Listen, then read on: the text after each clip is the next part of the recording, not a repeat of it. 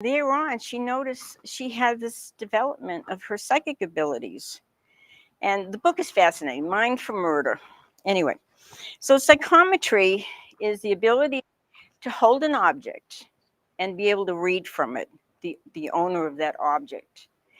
I would recommend not buying antiques because you're really picking up the energy from whoever had it before. And it may not be good energy. It's like even if you buy clothes, like you go to Savers or Goodwill or something, you buy some clothes and wash it before you wear it because you're picking up other people's energy. If you pick up a vase and you put that in your house, well, you're putting that person's energy that's been in there in your house. It may be great energy, but it may not be. Okay, my lips are dry, sorry.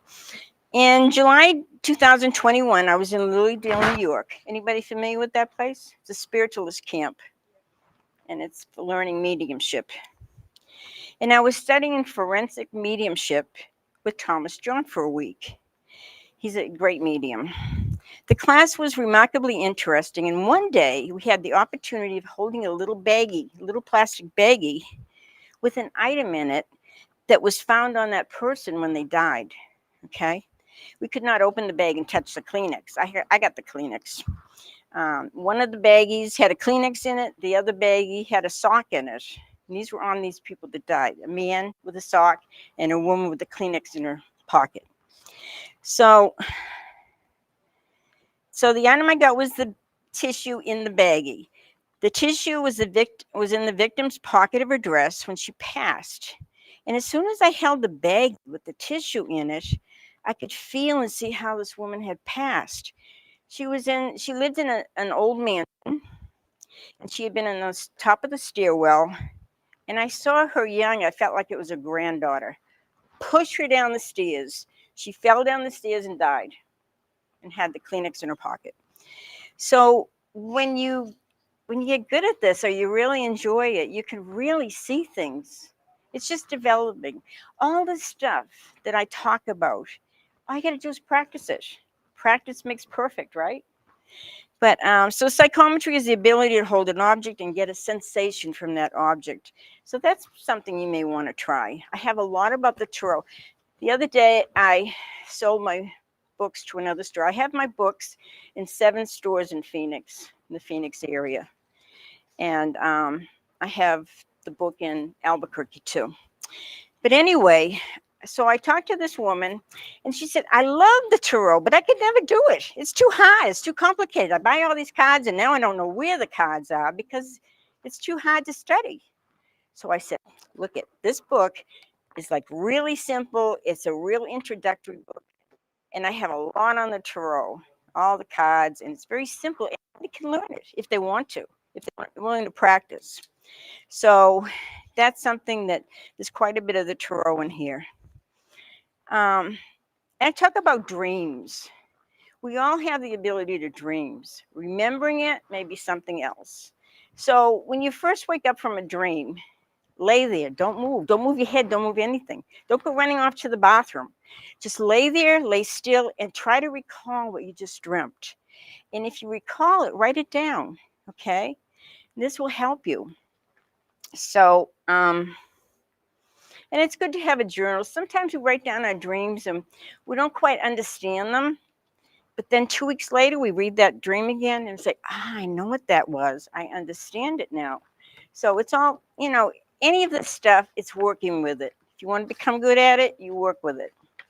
So I'm going to just tell you my personal story about dreams, okay? When I was in my 20s, I rescued this beautiful, beautiful Irish setter who I called Jeremy. I called him Jeremy, and when I rescued him, I realized he had something wrong. So I took him to a veterinarian. Apparently, he had had some surgery before, and they had put a steel plate in his hip. So this was before I rescued him, and now the steel plate had to be removed. And the surgery was going to cost $600, and that was a large amount of money for me back in my 20s. And I had no idea, how am I going to pay for the surgery for this dog, this beautiful Irish setter?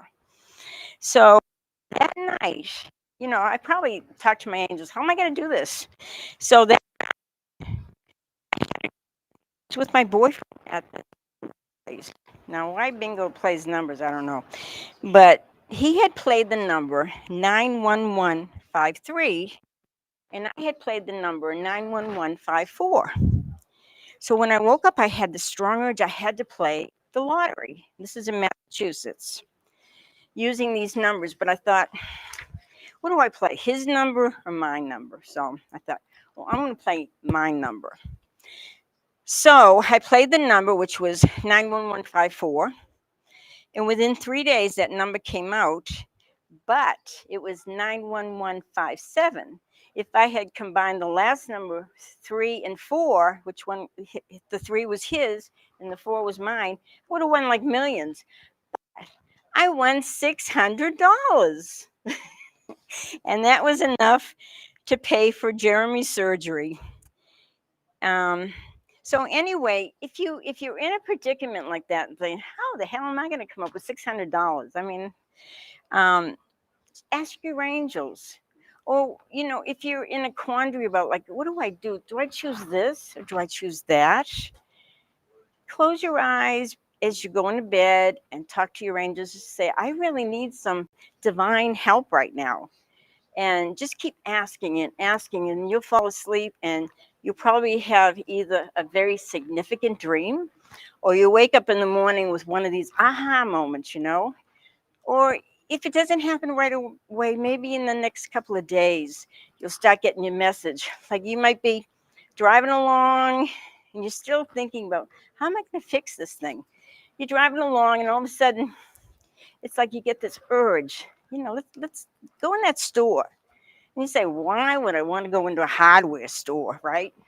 But you go in that store, and maybe there's something on the bulletin board that's going to help you fix that question. Or somebody's going to say something to you. There's always answers, so you just have to be aware and understand that. So I have in this book, too, how to develop your intuition. And the whole thing with your intuition, it's being aware, it's understanding, and like getting in the habit of listening to sound. So you may find a quiet place in your house, turn off the phone and everything, and just close your eyes for 15 minutes and pay attention to the sounds around you. Maybe you're hearing kids play out in the street or you're hearing cars go by, but that is helping you develop your hearing. And this really helps if you do mediumship, because when you learn to connect with the other side, you may get messages through, you may hear sounds, you may hear a word, you may hear something, or you may find that your smell, like, oh, I smell this, I'm connecting to the other side. So there's somebody there that smokes cigars. So maybe that's your grandfather or something. So that's saying your grandfather's around you. But you pay attention to the different clairs, the hearing, the taste. Maybe you taste your grandmother's chocolate chip cookies and she's on the other side. So this is all about developing your gifts. The gifts.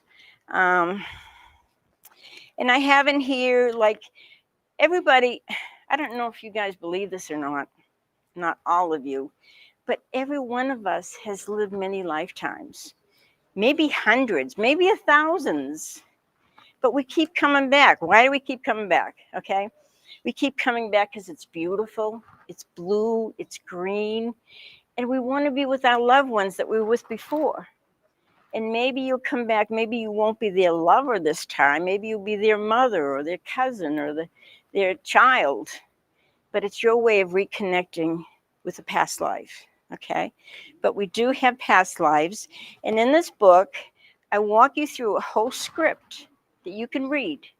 You can focus, read it, and read it into a recorder or read it into your phone.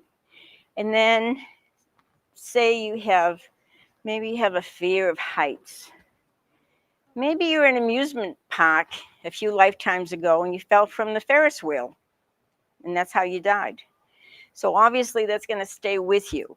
But oftentimes we don't realize, why do we have this feeling? Maybe you have certain birthmarks on your body and you think, why do I have a birthmark there? Usually a birthmark shows you that that is a place that you were shot in with an arrow, or shot with a gun in a previous lifetime. Oftentimes, I have a whole thing in here, questions you can ask yourself about past lives. And oftentimes, if you have a fear of something, like a fear of water or whatever, you do this past life regression and you find out what it is, and that fear goes away. It's so amazing. And there's a lot about that in here, because I'm a hypnotherapist, certified hypnotherapist. But this is like everything I've ever taught, everything I've ever learned in the 40 years I've been into this field, this career. Like I said, the last chapter's on angels. I'm glad I'm there because I love angels. I believe in angels. When I lived in Boston, going to art school, I'd walk the streets, go on the subway. I wasn't afraid because I knew I was always protected. Habit to get into. The minute you get in the car, before you start it, just surround that car with protection from your angels and your loved ones. And, it's amazing how many times you don't do that and you almost get in an accident and think, I better surround this car with the angels, it helps you. I have stuff in here on protection, how to protect yourself. First of all, if you're around people that are sucking your energy, get away from them, run, but sometimes we can't. Sometimes we're around our family members, or can't just run away from, or our worker, employees, other employees. But there's ways you can learn to protect yourself. You can kind of put a cocoon around you. And there's all kinds of ways. We have auras. We have energy around everybody, everything. Everything is energy. It's just a matter of learning to work with it. So I don't know how long I've been talking, but do we have questions? Sure. So you're saying, like, to put that protection prayer out, can you give us an example of what that sounds like? Like what you would say before you get into the car? Okay. Well, like even when I do a reading, I just say, give me just a minute. Let me say a prayer to the other side.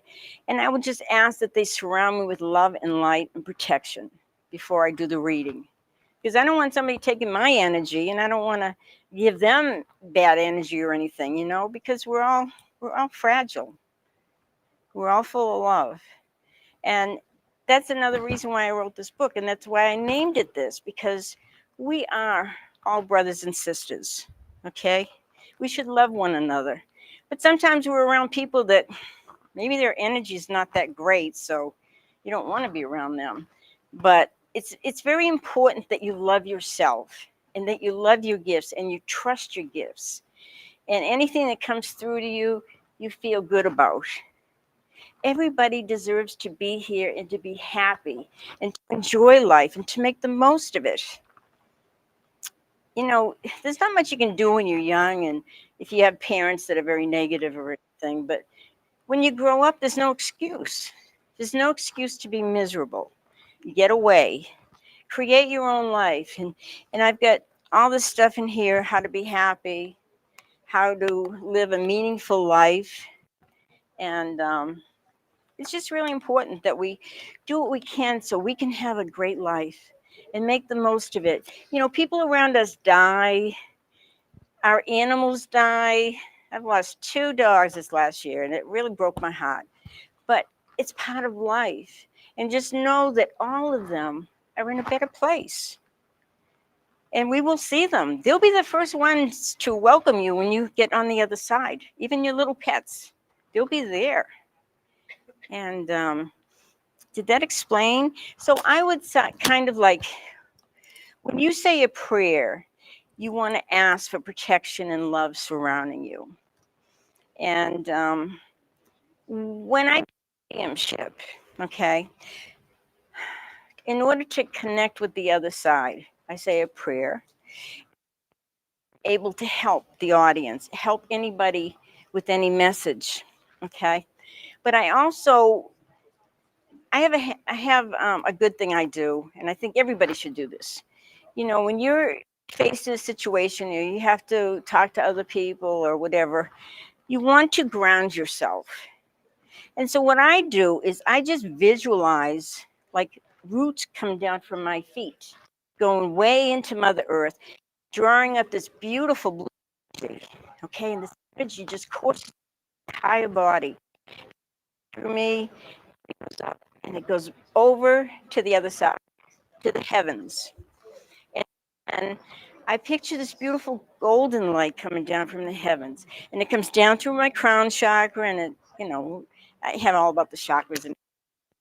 But anyway, as it comes down, it mingles with that blue energy.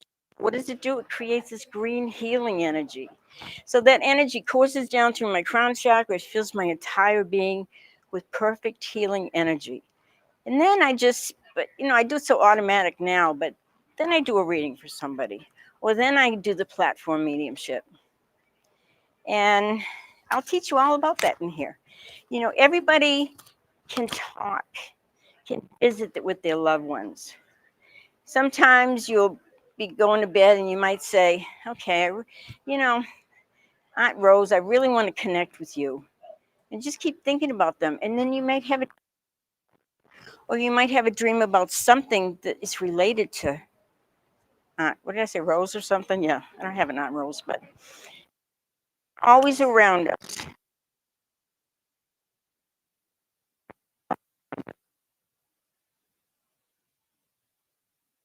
No reason to be unhappy or feel alone in this world. Loved ones, people that care. We have angels. All you got to do is say you're having a hard time making a decision. Do I do this or do I do that? What I usually do, I just close my eyes and say, okay, angels, this way or that way, yes or no. And I'll get an answer. And you'll get that gut feeling or that feeling in your solar plexus or in your heart, and you will know you're making the right decision. And you just have to learn with all this stuff, you just have to learn to trust it. Have faith that you're doing the best you can. We're not all perfect. My book isn't perfect. I have a couple of grammatical errors. We had an error for 8 months. In 8 months, she didn't do anything. Like, I guess I'm going to have to do it myself because I didn't know any editors. So I edited this myself. And then when it was printed, I said, oh my God, how could I write that word like that? So we're not perfect, but it's a good book and my heart's in it. And, it's 40 years of a lot of teaching and a lot of love and training. And, we're all here to help each other. And that's what it's all about. If you can't help one another, then what's the sense of it? But it's all about love. Love. So when you're in a situation, and we all have these situations, we have our ups and downs in life. We have our scary stuff and all that. Like I have one girl that I don't know where she gets these ideas, like somebody's stalking her or they put things in her house and she says, what do you think? I said, I don't even entertain that idea. I don't even entertain anything negative because I have my angels here to protect me. So I don't need that. And you have a choice. It's a choice that you make to accept this negative stuff or not. So I believe in not going there. But we all have our days. We all have our ups. We all have our downs. And the main thing is believe that you're here for a reason. There's no accident here. There's no coincidences. You didn't just drop from the heavens. There's a reason. Before you came here, you chose for your own spiritual good what you learn, what you were going to grow from, and what you were going to do. Okay? There's no coincidences. There's no accidents. So just remember that. There's a reason you're here.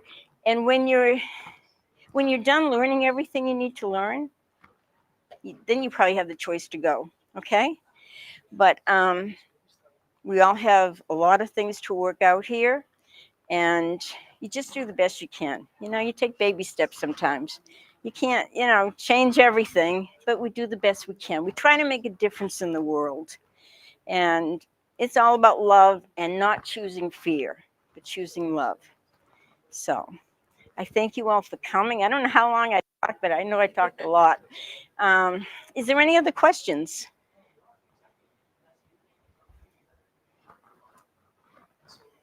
Okay, well, thank you guys so much. And I will be teaching mediumship at Rising Phoenix on Thursday night, just once a month. I do the fairs all the time. We're so grateful to have the fair here. And then I'll be at the Phoenix Psychic Fair next Sunday. And then on the 28th, I'll be at Missy's Mysteries Fair.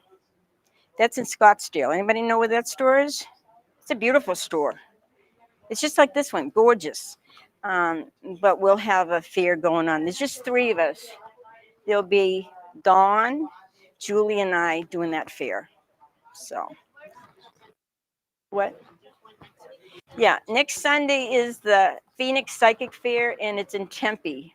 It's at the DoubleTree by Hilton. It's a real nice hotel. And they have areas we can sit outside under the trees, under the umbrellas, or sit inside. So it's really nice. But there is a little fee, I think $5 online or $7 if you just get there. But I thank you all very much. The book is $20 if you're interested, and it's on Amazon for $20. So, did I talk long enough? Yeah, talked long enough. You did a good job. Let's Thank hear it you. for her. We'll thank you watching that. Thank you so much.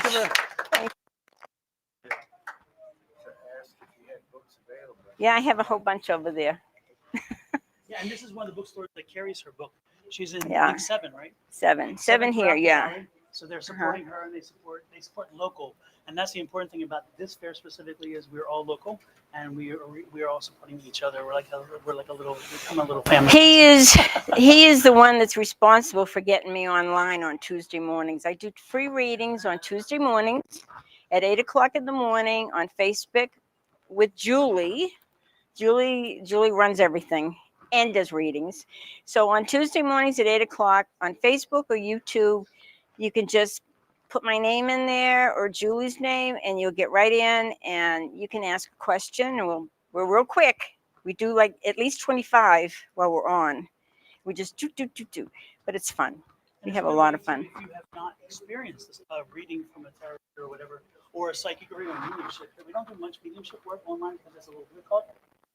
People, energies come in and they want to be heard, and when that happens, you can't help but speak to them because they are insistent. But we do this. It's a good way to see how it works and get a feel for it. And they're only quick and brief reads, so they're not really in depth. And then, of course, it gives you an idea. Then you can reach out to the individual offline or off the show and get private readings. But it's a good way to put your fingers and your toes into the water and say, is this right? Maybe not. Or, yeah, hey, and then we have Psychic Squad on Tuesday evenings with Dawn. And so what it is about 20-something of us people. We do this on Zoom. We just do readings for each other, whether you're doing it by cards or you're just doing it with your psychic stuff. It's awesome. So if you're interested, you will talk to Dawn or get online, advice at Sonoran Mystic Tarot. And you would get on there, and he will Zoom you in. It's from 6 to 8 on Tuesday evening. And it's free. We don't charge for that. And it's so much fun. It's a collective of folks who are just like-minded, no judgment. We have people from India. We have people from England. Scotland. We have people from all over Madagascar. all over the country as well. Come in, and they drop in. And it's interesting because England folks are like 7 hours out. So they're like 3. They start at 2:30 in the morning there, or 2, and run till 4. And then the people in India are 12 hours, 11 or 12 hours out. So it's amazing when you're working with them. They're in a whole different world, but we're all sharing. And Trish does it. I do it. Yeah. And you know the best thing about this? Everybody in that group is supportive of each other. They're not jealous. They're not competitive. You just have a good time, and everybody has something to offer. So you do a reading for, I do a reading for you, you do a reading for me. And it's just wonderful. So that's what we're all supposed to do: help each other, lift each other up, and show that we care. So that's advice. Thank you. MysticTarot.com if you want to email and have that link See, you sent to see it on the That shirt? link goes every two. It's the same, so you don't have to ever worry if you don't want to go.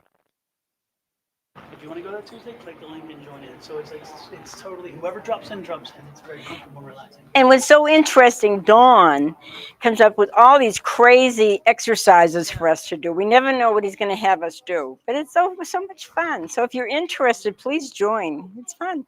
Susan's going to be reading now as well after we're done here. So if you want to have a reading with her or anybody else, please don't hit stop. Yeah. If you get a reading, we have a coupon for you. Our secret 5 word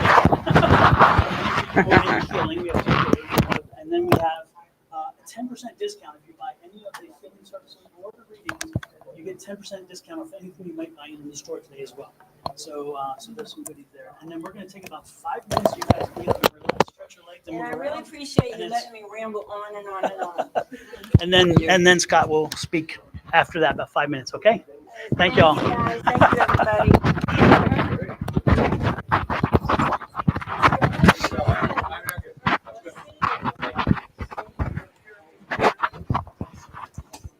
Hey, Scott. Hello, sir. How you been? I know you. Yeah. I guess I should turn this.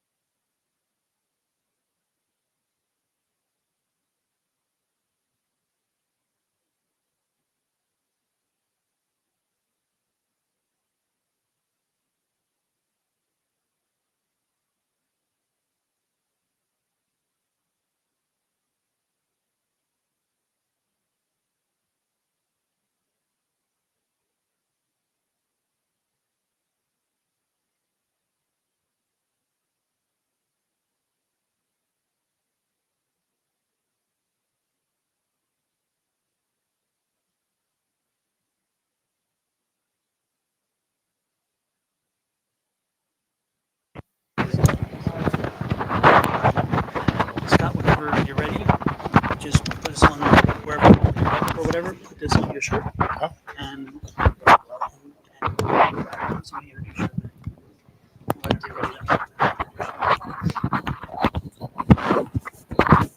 And the camera's all set up and everything's set right there. So if you just you can see everything. I see. What do you expect?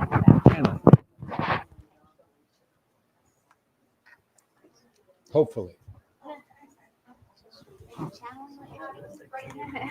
I don't know. I've been asking what we're doing, and I'm just going to shoot from the hip and see what happens.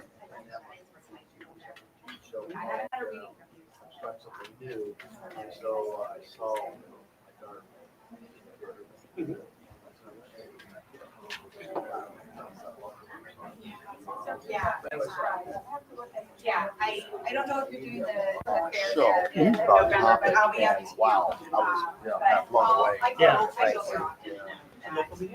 Yeah. Yeah. Okay. I'll be there tomorrow.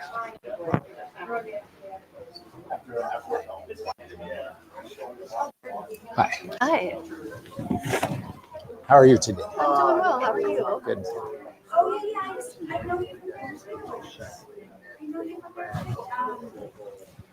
On camera.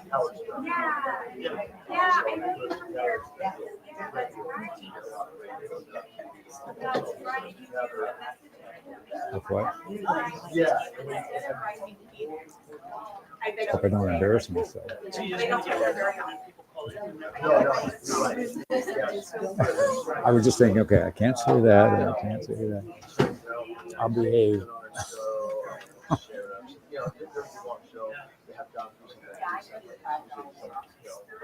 adversity, stuff put out there, Yeah.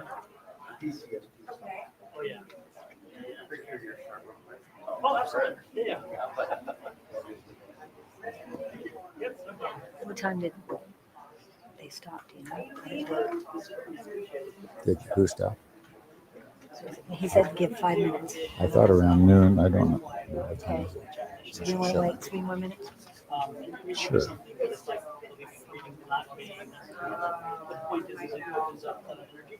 And so, I mean, if you're not. Okay. Yeah, because I know that's exactly. We need energy. What I mean by that is that cards are a tool. I guess I will shut this off. And so the cards are We've been over to JSS. This is probably the furthest west I've known of a psychic shop. Okay. On our platforms, on Don's, and everything else. well, even in communication, you know, think about it. You know, but it comes from something very crazy. Hang on, we're coming. Yes, That said, we're going to do it. I'm sure every part. Talk amongst yourselves. At that point, you'll have total control. Now, the people as I show And I have 2 people to talk to. and then when you tell me what you stop by the action. I hadn't. I saw him. I didn't know. If I have cards in both hands, I'll ask you right or left. And then whichever hand you tell me, it will go on top of the deck. And that will be so again, that's how I'm What's he connected with? Oh, Next psychic fair will be on Sunday the 8th. I heard. I heard Sean talking about she couldn't get any response from the psychic fair people, which is what I went through. Oh. Testimony too. Okay, so again, you have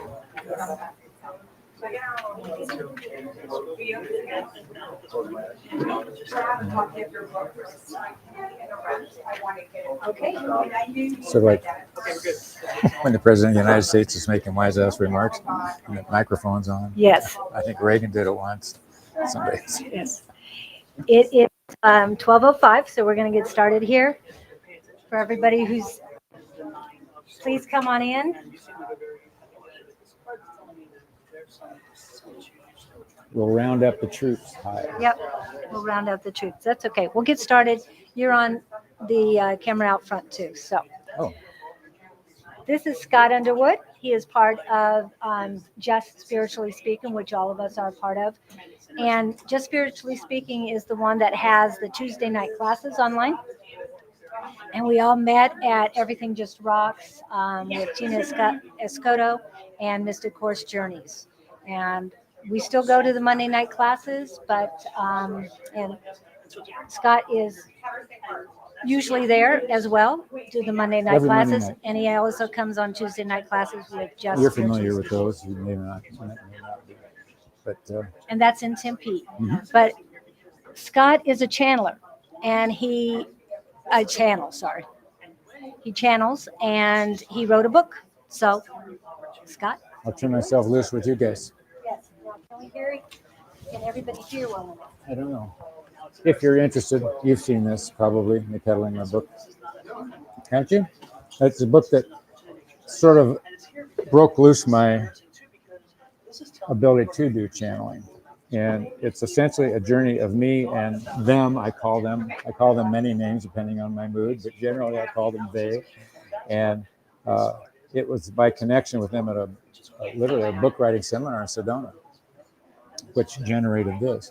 But in the process, a lot of awarenesses came to me, and what would I say? A lot of connections and abilities that I didn't realize I had, and clarity, et cetera, et cetera. But what I wanted to do is, the more I did this, the more frustrated I got having been of a generation where nobody told me how to do this stuff. You know, you sort of crash into walls and learn your own. And we're not taught this stuff. It's just when this stuff jumps out at you in a car accident or who knows, whatever the situation is, it generates the unusual. And I would emphasize that the first thing I recall that was a major, I was sitting in a high school class, English class, and in the day in California, we had a lot of literature thrown at us all the time. And it was a classroom situation, and I'm dead center back. The teacher was there. I'm right back at the end of the row facing her, and there's rows on either side of me of fellow students. And whatever she was talking about had to do with a paragraph in the book that we were studying at the time. And all of a sudden, I got this rush that I knew what she said was not correct, philosophicically. And I blurted out, no, that's not right. It's this, this, this. And the whole class just went quiet. And I sort of went, uh-oh, what did I just do? And I sort of sank in my chair and I'm looking around. But my point is, that came from beyond me. I didn't know it then at 17 or 16, whatever it was. But now I know what it was. It was just a connection and it happened so fast and so abruptly. The words came out of my mouth and I was steadfast convinced that what I was saying was right. Well, the teacher went zero. She just looked at me, and she was older than me, much older at the time. And then she went like this. So I knew I wasn't in trouble. But in the day, to blurt out, not in defiance, but in objection to a teacher wasn't really common to do. But my point is, you've had those channeling moments, whether you're aware of them or not. It may have been on a date. It may have been with a parent. It may have been with a cohort. If you recall or think back about those moments when I don't know where that came from kind of thing. I was in an interview for a job that I chased for 6 years. And I'd given it everything I had, my big moment. I'm in my new three-piece suit. I'm in San Francisco that had to do with an airline. Interview went fine, but I had 5 World War II pilots interviewing me because it was for a flying job. And right at the end of the interview, words came out of my mouth that had nothing to do with the interview. I shouldn't have said them. They meant nothing. But it had to do with my lack of experience in Vietnam and how I ended up not going to Vietnam and blah, blah, blah. But the point was I was talking to 5 father, mother country individuals who I knew the interview was done. I knew I did not get the job. I just knew because of the words that came out of my mouth. Beat myself up for the next 40 years before I realized whatever had worked with me on that day, those words came through me. They came out in that particular time because I was getting into something that I didn't realize I was getting into, and it was saving me. So I share that experience because a lot of people have had them, and not knowing where it's come from, you don't know that divine energy is around you. But I'm here to tell you it is, and it's around you more than you're aware of, and you're not taught it's there. That's my one frustration. I thought, why didn't somebody tell me this was it? You know, because I was raised with conventional religion. I was, a little town like Mayberry, USA, and it always fascinated me. The older I got, the more I realized what was going on. So when you say channeling, I say it's just a place of going into your head where you're connecting with the sources bigger than you are. I'm not going to give it a name. Everybody has their own.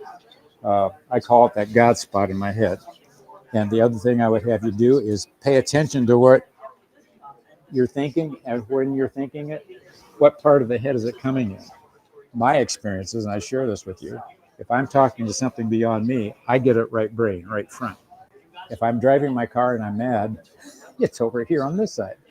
And a game that I play with everybody, close your eyes just for a second, and I want you to visualize a Christmas tree, which shouldn't be hard. Now visualize a school bus. And now you can, for the heck of it, visualize the barber pole, the one with the curly white colors on it. And now put a finger on your forehead where you're visualizing those.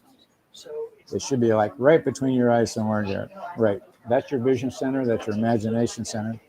And when the energy that's around me works with me, I get images. And they give me a picture in there to go on reference the person I'm working with.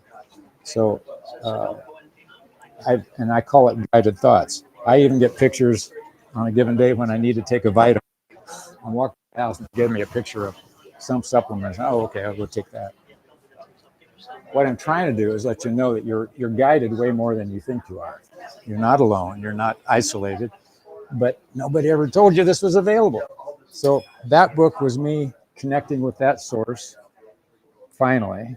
And I had a lot of angry questions that I threw out at them, and they nicely come back and explain things, so I don't have to be angry anymore. And I wouldn't say angry as much as I would say, what the heck's going on? I wanted answers. I'd like to be the guy to get to the other side and take home movies and bring them back, and say, hey, this is what's really going on over there when we get out of here. Something that I thought we might try, I just want to show you, because this is also energy related. And if you want to wow your grandkids or kids, this is an energy ball, and you can get them online. And all this little ball does, it has 2 metal prongs.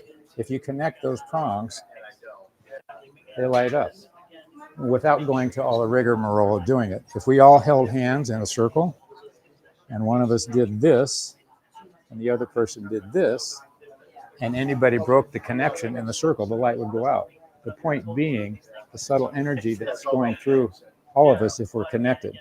And we were doing this the other day, and what I noticed was that the other person holding the ball, we did this. If I let go, there was a delay. It kept going for a little while, but it would shut off. But I find that fascinating, and I share that with you. They're great stocking stuffers if you want to get them for your grandkids for Christmas. And say, see, everything is energy. And all it takes is your fingers to connect that ball. So that's my energy ball story. Channeling. If you, and those of you that just came in, what we've been talking about, and what I want to convey the most is everybody's done it sometime, somewhere, somehow. Either maybe when you're mad, or maybe when you're not mad, but I'm just trying to create awareness that it's going on with everybody. Somehow, somewhere you've tapped in. The other thing that when I was pondering what we were going to talk about on the way up today, a big thing that has showed up in my life lately is energy as an individual or 2 individuals together. We're all sort of in this need to have energy, either physical contact, verbal energy exchange, or connection somehow, some way. But I suddenly realized that I want to feel wanted. And everybody else wants to feel wanted somehow, some way. I think that's why we have dogs, because you open the door, the dogs come running toward you, and you feel wanted until you can't stand it anymore, and you should go away. But the point being, we had a reading yesterday, Julie and I, on our show, and I clearly understood that the husband and the wife that were together, I was picking up wife, working with her, and I suddenly sensed husband in the ethers. And the point of what happened was, husband was feeling left out. They had been busy remodeling their house, and whatever was going on in the family structure, he was feeling alienated from her emotionally. And the message was, hey, you better pay attention to your husband, he's feeling left out. But that's how subtle the channeling can be, or the impression you can get from somebody on a given situation.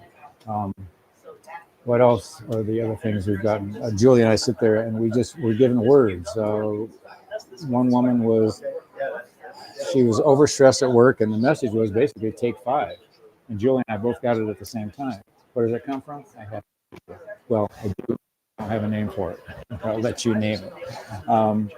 It's developing a sensitivity of keying in on this stuff and being open and trusting to what you're getting. More than once, we've sat in groups and practice, and the newbie or the new sitter or the new arrival will get a message, and they don't know what's happening because they just lack of experience. And they will say, I'm just making this up. They're not making that up. You're getting it. You're getting a message. And the art form in this is to trust the words that you're hearing in your head, or trust the feeling that you're getting, and just have the confidence to throw it out. It doesn't matter. What are the key points in channeling? I will tell you that the experience that I've had being pushed into this, I don't know if that's a correct word or not, but the experiences I've told you about where the channeling was taking place, in those moments, I clearly thought it was me being my own person, me doing my own, my own thinking, my own processing. But now they're reminding me of experience I had in Flagstaff.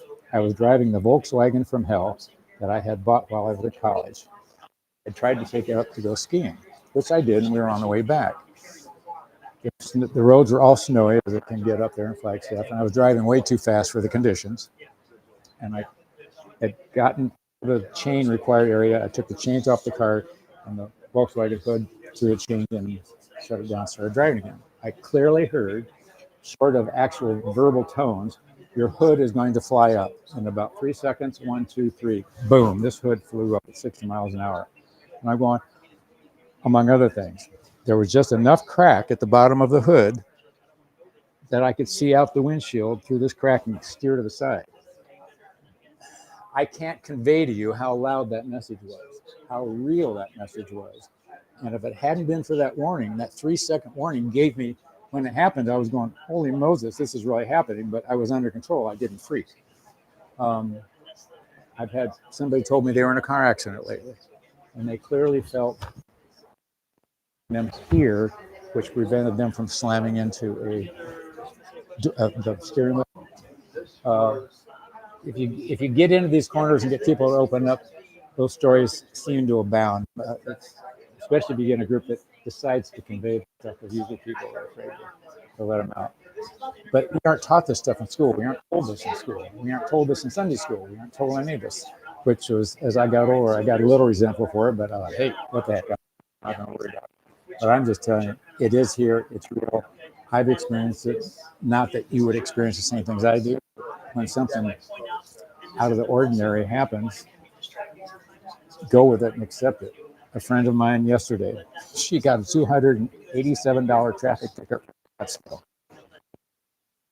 I heard about it more than once. And so I got a message from her this morning.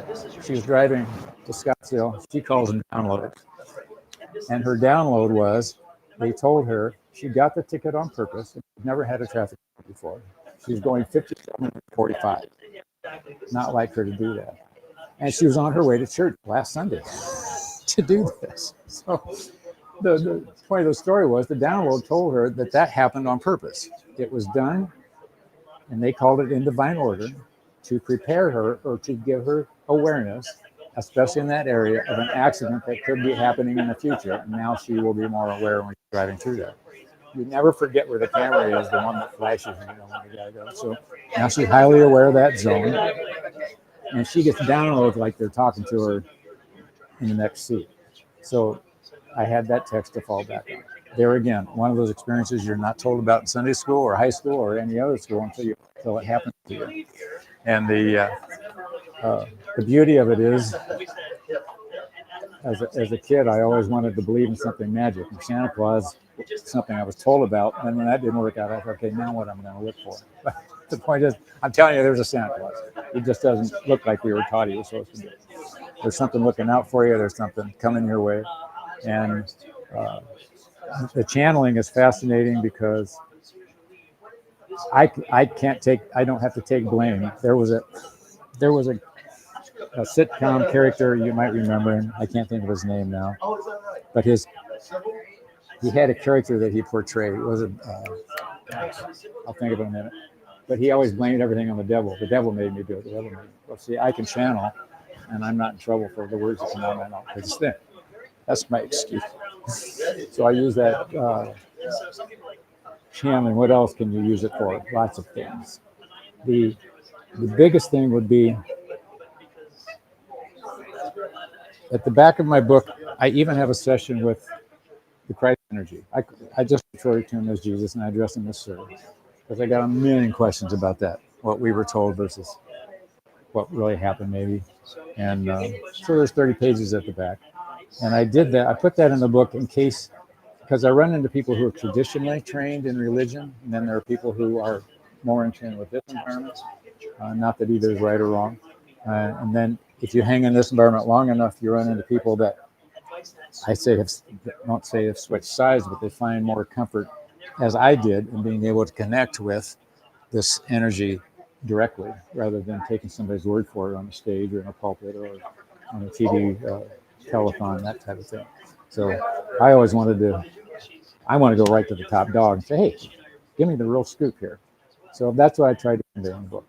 And they have since told me that was more my journey, but it's something too, that I've got parental stuff in there. I've got as we all do. Everybody could write a book on their parental experience, right? And their connection, especially as you get older. You go, wait a minute, I remember when you did that to me. So the point of the story being channeling is a gift I think we all have. And it's like anything else. You go to the gym to build muscles. The more you practice, the easier you get. I really opened up doing this way more than I expected when we got to the seminar. And there are other seminars out there that are able to write stories. But what I did notice, it seems a lot of people write self-published books. It seems to be everybody's journey. Everybody has a different one. Some people can relate, some people can't. But I was just totally intrigued with the idea of being able to connect with that source. And I'm doing a fair good job at it. But I would urge you to go to that what I call that God spot, that zone in your head, what you, and it takes practice to find out where that zone is. I'm trying to think what else we training. This, the delicate frailty of the energy, it's amazing. It can come through strong, it can come through weak, it can come through a picture, it can come through with a feeling. For those of you who are sensitive, not all people are visual. And it comes through in guided thoughts, it comes through in a feeling, an easy feeling, a confident feeling, and on and on and on. Other than that, it's simply a matter of sitting down and doing it, or being open to the possibilities of it. Even in meditation, you'll get a thought. You wake up in the morning and you have a thought that you didn't have the day before, or a thought is amplified, something working in your brain. I'm convinced it's been working with you. I've even been on jobs in the profession I'm in, which is plumbing. I didn't know how we were going to tackle this particular situation because it was bizarre. And all of a sudden, I got a brilliant idea. Well, I used to call them brilliant ideas. I now know where they come from because I thought I was so proud of myself. Oh, look what I figured out. Well, now I know where it really came from because it comes in an instant. I had it happen in the high school situation. We were working on a car. I was helping a friend who had a car similar to mine, and I thought I could fix his problem. And we kept agonizing over the particular problem. All of a sudden, it just hit me like a rock what the deal was. And I felt so silly why hadn't I thought of it before. But what I'm getting at is when those inspirations come in, or the ahas, it just understand the brilliance isn't yours. At least that's my belief now, the older I get. But you've had a lot of help along the way. So I'm saying look for the brilliant thoughts, look for the guided thoughts, look for the subtle thoughts, look for the things that remind you. You keep having a repeating thought. I had a situation the other day. I said, why didn't you remind me about this? Because I considered the situation to be important enough that it would have been monitored and they would have. Well, the point was it didn't matter, so they weren't too concerned about me having this particular deal in place. And has anybody had channeling experiences that you think? I get that you probably did. That doesn't surprise me at all. Yeah, you had them. I tried to make jokes about. I remember when I was at ASU, we'd go out in the desert, which is not there anymore, out where Awatuki, and we'd just have these fire parties and drink and try to get home. And I remember I had a date with me one night. She and I just weren't clicking. We'd gone out 2 or 3 times, and some words came out of my mouth. Not that they were arbitrary or mean, but just the phraseology hit a nerve with her. And I wasn't trying to hit a nerve, but it did. And that was probably the last time we went out together. The point being, something came through me to her in that instant that made her see something she wouldn't have seen in any other condition. So I'm saying maybe that's why she and I were dating. She had to hear those words, and life went on. And it's, you ever stood in a grocery store or wherever and heard a stranger say something that you're not connected with, but you hear their words, it makes you think or makes you turn your head. Or here's an example. I had an in-law at the time, and she suddenly developed breast cancer, but she developed it to the point to where she ignored it. And it was very obvious, to the point where her husband finally saw the tumor one night. He said, what the hell? And she was just choosing to deny it or ignore it. She had had several warnings. It's like the billboard that's advertising the breast cancer marathon, or the person in the grocery store that you hear talking to another person about having to get a mammogram or whatever the subtle. But she kept getting these signals given to her as she kept ignoring them. But that's the universe at work in a channeling sense if you're tuned into it. So it's a matter of anything that pops in your vision, anything that pops into your hearing, your thought, I take as something energetic trying to say, hey, we're knocking on the door here, do something about it. I have a friend who she gets hammered about fasting. She has a very sensitive body physically. And they've been saying, they want her on a 7-day fast, which she's done before, and she's being very resistant to it this time. Well, the final word on the plate the other day was, we keep telling you to fast, we're not going to tell you again. She told me this because it was so loud and clear to her. So it's your choice. You can take these messages to heart or don't. Another thing that's interesting. I was in my truck one day, and it was a Ford van, and it had an oil temperature pressure gauge on one side of the dash. I never look at that gauge. I just don't even think about it. I'm going down the freeway toward Tucson. Something turns my head and it says, look at the gauge. And I realize my oil pressure's down. So I immediately turn the engine off. The point being, I don't know why I looked at that gauge because I never do. But something was telling me there was something wrong. And there was. And it saved the day. Had I ignored that thing, I'd have kept on going. So anytime something taps me on the head visually or mentally or emotionally, I think, okay, what's that about? What's about? Why did this happen? Why am I thinking this? And I question my reaction. And, so I'm just urging you to tune in. I was talking to Don this morning about how amazing this energy is, this system is, this awareness is, and the transference, and how much we are not taught to tune into. That's there for the asking, there for the comfort, there for the the reassurance. And I look at this life as, pretend you're a teacher on a playground with little kids, and you've all been on a playground. My sense as an individual trying to learn as much as I can is, we're all turned loose on the playground. There's the merry-go-round or the swing. Of course, those are too dangerous anymore. They don't let the kids play on those, but that's my generation. But the point being, you turn everybody loose on the playground and they can jump on whatever they want to play. It's not the teacher's job to say, you go on the swing and you go over here and climb this. Just let them explore. I'm just saying that in your exploring, tune in and listen and be aware. There was a book called You Are Psychic, and it was written by a naval officer. And this naval officer got all these accolades and awards. He always showed up on the ship just about the time something crazy was about to go wrong. The engines were blowing, or the guys were doing the wrong thing on the equipment, whatever it was. He just always had a sense to be there. He was talking about receptors on the side of your head. But the point being that he was tuned in, but he got medals for it. But if he saved the ship, I don't know what he did, but he was tuned in, and then he wrote books about trying to tune other people in. So I'm standing here saying, channeling, there's something around you much better than you've ever been told is there.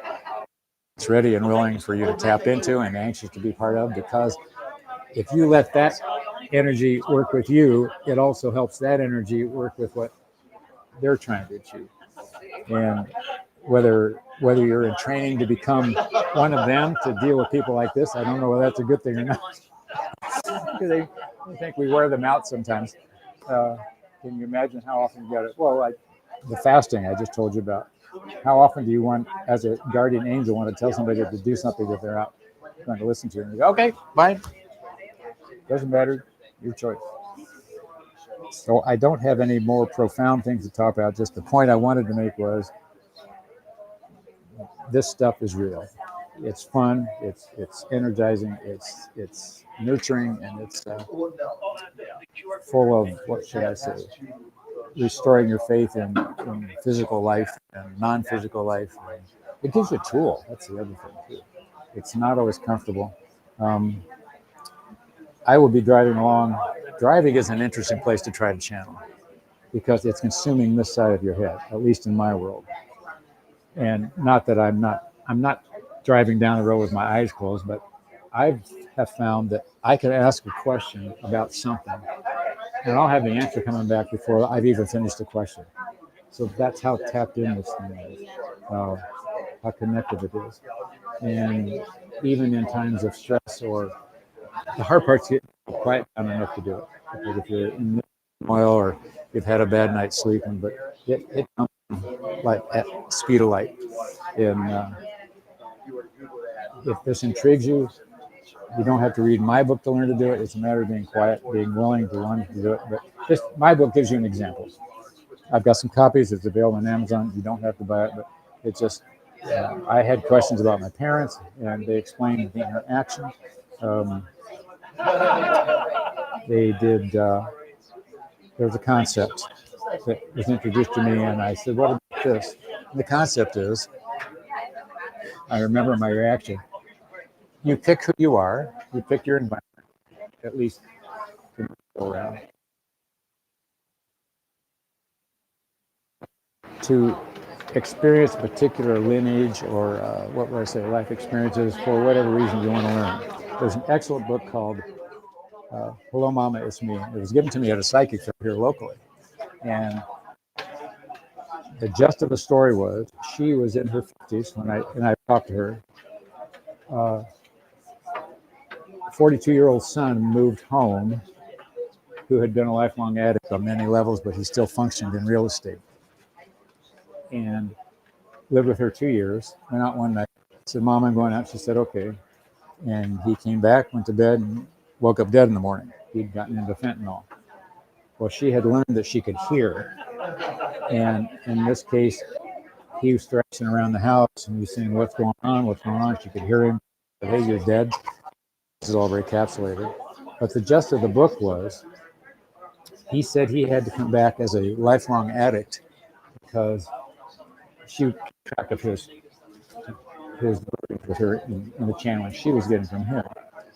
But his point of existence, he had been abusive to other addicts and other experiences, to where he was either downtrodden on them, put them down, abused them, whatever the reason was. And he had to experience what it's like to not be able to control the addiction. He had been in and out of rehab and on and on and on. And it was interesting because if her words are correct in what she translated, what he gave her,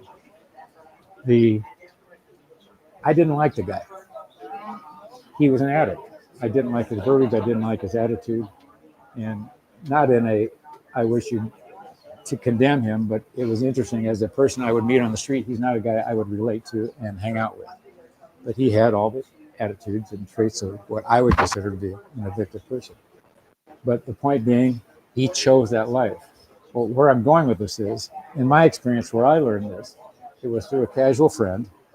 And she did like channeling, and she was mad at her husband for dying. She had 2 young boys, and she was a single parent. And she was saying that at the time, she started channeling with him, saying, hey, what the heck, what'd you leave for? And he said, get over it. This is what we agreed on. So here you have a husband and a wife. She was left with the boys alone. Who knows? You'd have to get to their soul level and dig and dive. But the point being, you've asked for this, so don't complain about it. And if you get it, having it down, they just say, okay, how can I make this better? Ask. And I go to bed at night and I just throw up before I go to bed and say, hey, what is it you need me to know? And you don't have to wait to go to bed. You can do that during the day. What would you have me know right here, right now, in this moment? And it's interesting what you get back. You get back lots of possible alternatives to consider. They'll never tell you what to do. This energy does not tell you what to do. It does not tell you to buy lottery tickets, and it does not tell you to invest in this thing or that thing, and it does not tell you to buy a new car. But it's very, we're here for you. I hear a lot, we're here. And I go, okay, thank you. But then I'm waiting for more. It doesn't always come. But the support is amazing. You got something with you besides just polluted air. And there is something to fall back on. Just like the day in the Volkswagen, your hood's going to fly up. That stuff's amazing. That stuff is truly amazing. And I've had more than one thing like that in my life happen. And I'm just telling you, keep tuning in. It'll happen to you too if it hasn't already. So without dragging this out, does anybody have any questions or particulars or have an experience to share? Nothing? You've always wondered why you met the person you met to marry? Yeah. Well, I had several experiences. I used to be able to kind of communicate with these people, but yesterday I was at work, and there's a couple of patients that, that I made friends with, and I had to take a lunch break. And somebody came from the back and said, go ahead and go. And my phone is on the computer. So I said, no, I'm staying here. I'm staying here. If that girl would have logged in with me, a patient called and was having an emergency situation and only wanted to talk to me. The girl works from home was texting me through the computer saying, so-and-so is saying, this is an emergency and she only wants to talk to you. Oh, Hence, I had to call her husband on his cell phone, make him go home and call an ambulance. So everybody was like, good thing you didn't log out, good thing you didn't log out. it's that divine order thing, She was yeah. stopping breathing Oh, at home. that would be, When it was, I do feel weird things like that happen to me. well, that makes perfect sense. You know, like I'll turn around right before somebody falls. Or, you know, but yes, it was really weird yesterday. Have you ever missed a car exit on the freeway? Well, you know, the old story about that is maybe you missed it on purpose, but there was an accident waiting for you at the top of the ramp. So anymore, I don't get upset about it. I get consumed in my head and I think, oh, that's interesting because they could easily consume me long enough to make me miss the exit, just with the experiences I've had.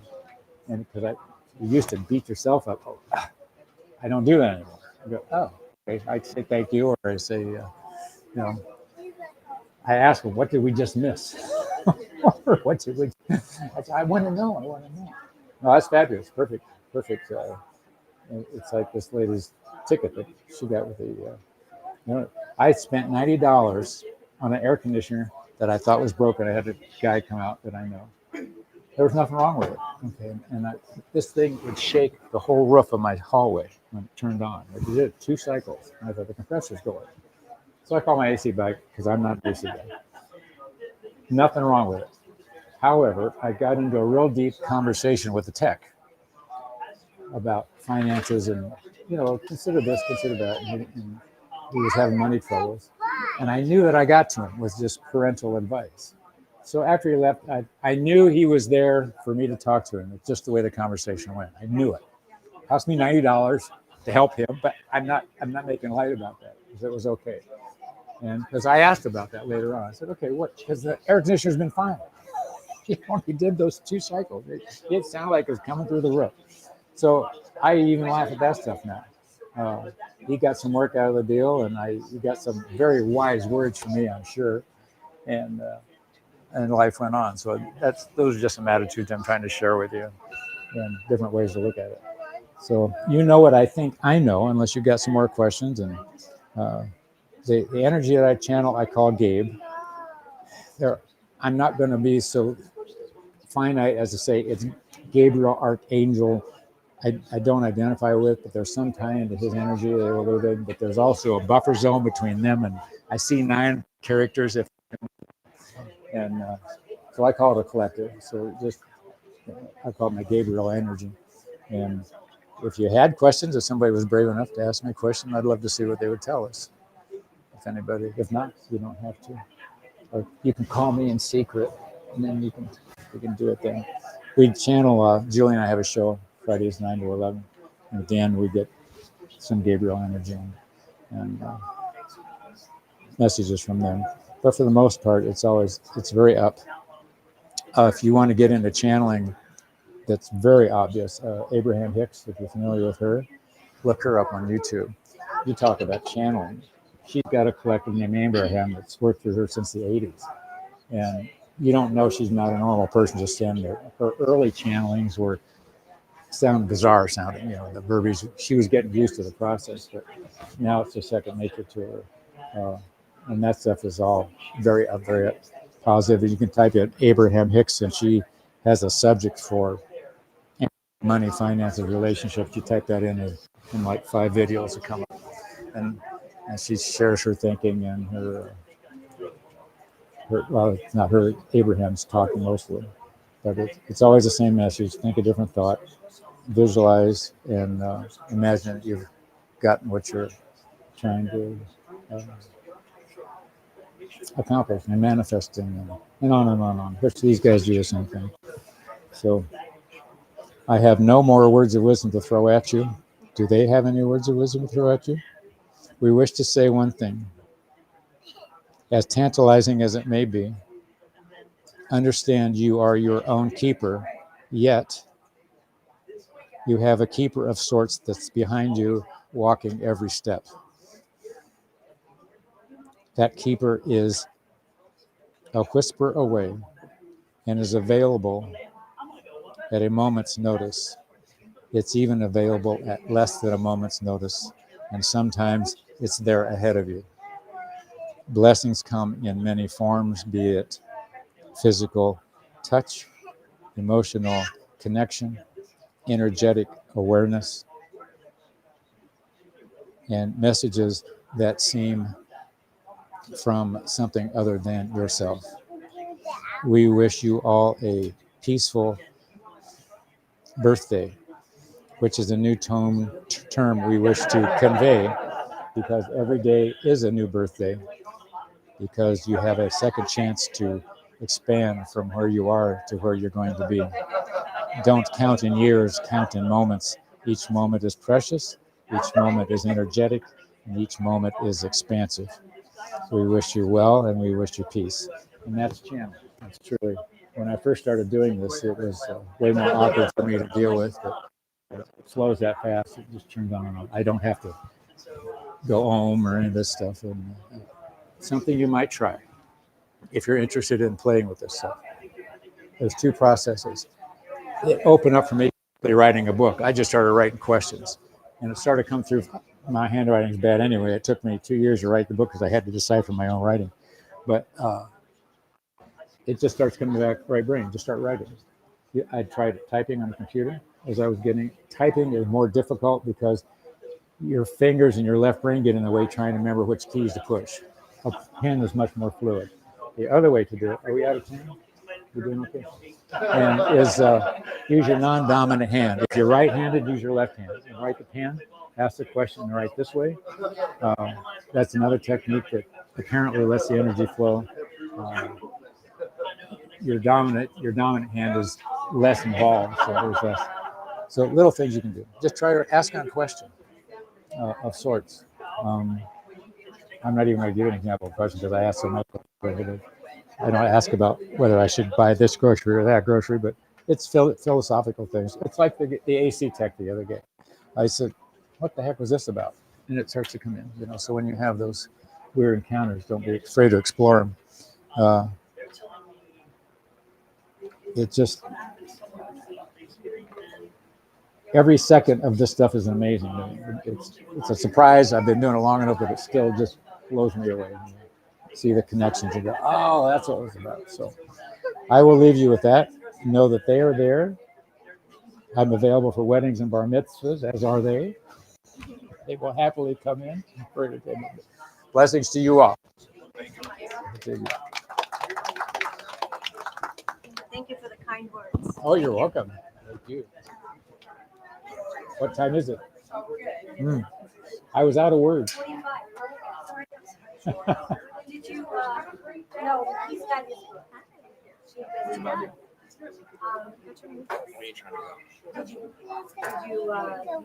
Did Gabriel?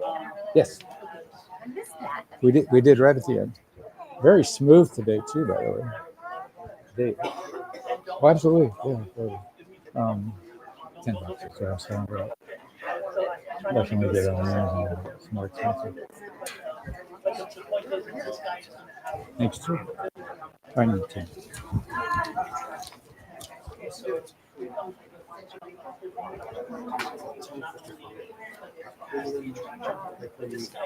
One more thing. I'm getting ready to get on the truck. Good job. And I saw pizza. And someone said, just sit with Marley for a week. Okay, so I looked at my You saw the pink truck. go by before you pull out your driveway? No, it was just in my head. Oh, in your head? Oh, okay. So I waited about 5 minutes, and I went ahead and I left.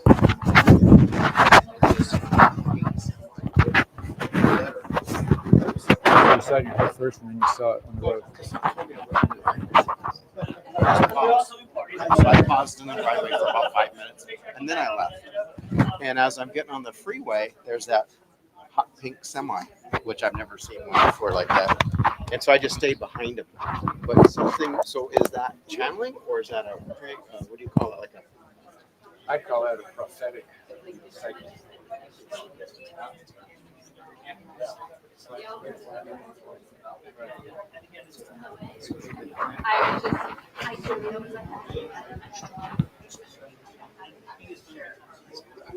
like the same thing like sometimes I'll be driving on the freeway and something will say, I'll say, I want to get. Please stay tuned. We will have our next speaker in the next 10-15 minutes. And that will be Montel Hero. Thank you.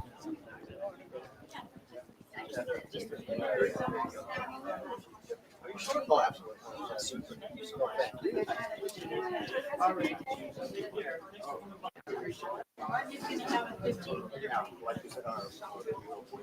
It's still live.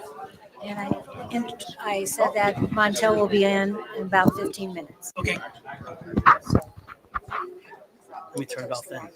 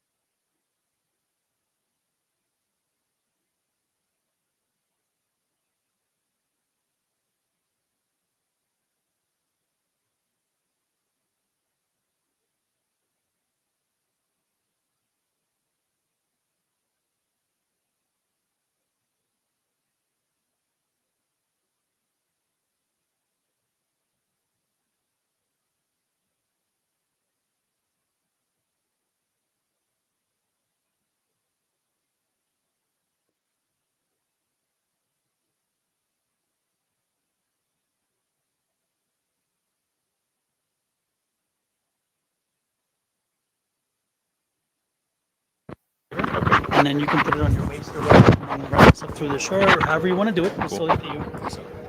The owner of the store is going to introduce you because I'm going to get ready to sit down to a reading. So I'll need to introduce you. Yeah, and she'll introduce you at 1.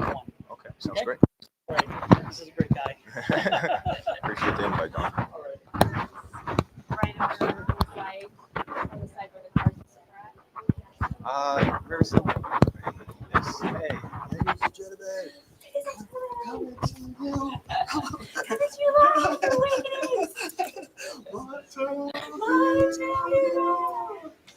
gotta turn up the energy. Right? Okay. All right. Turn up the energy. Yeah, that's perfect. Energy. Yes.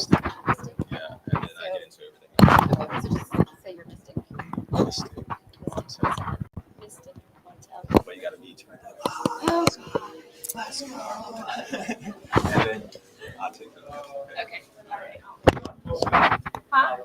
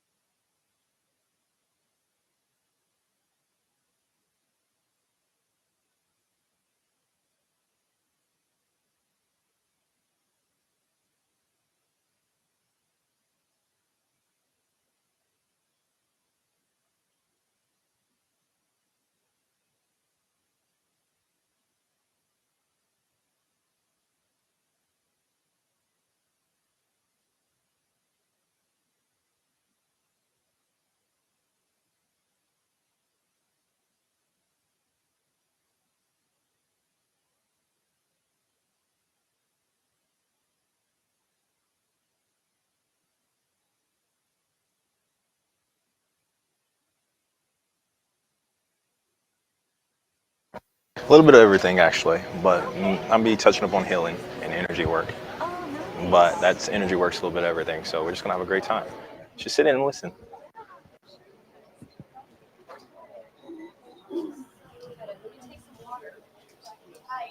Yeah, yeah, yeah. Turn it up.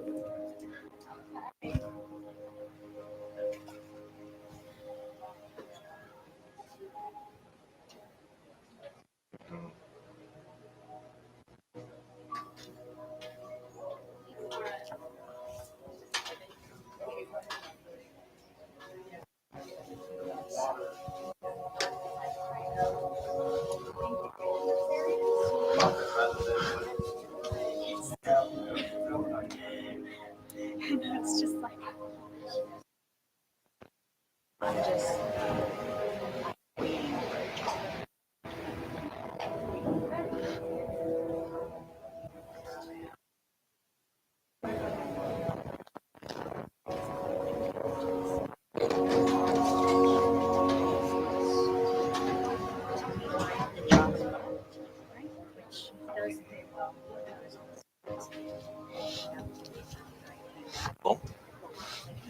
Are you going to be joining us in a couple of seconds? Okay.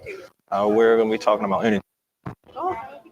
A lot of different aspects of life is not energy work, but just how everyone uses energy work in every aspect. Okay. So, yes.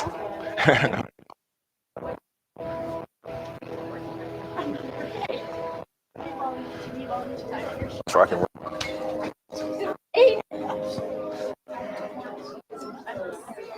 Oh, you can grab a seat. Yeah, grab a seat.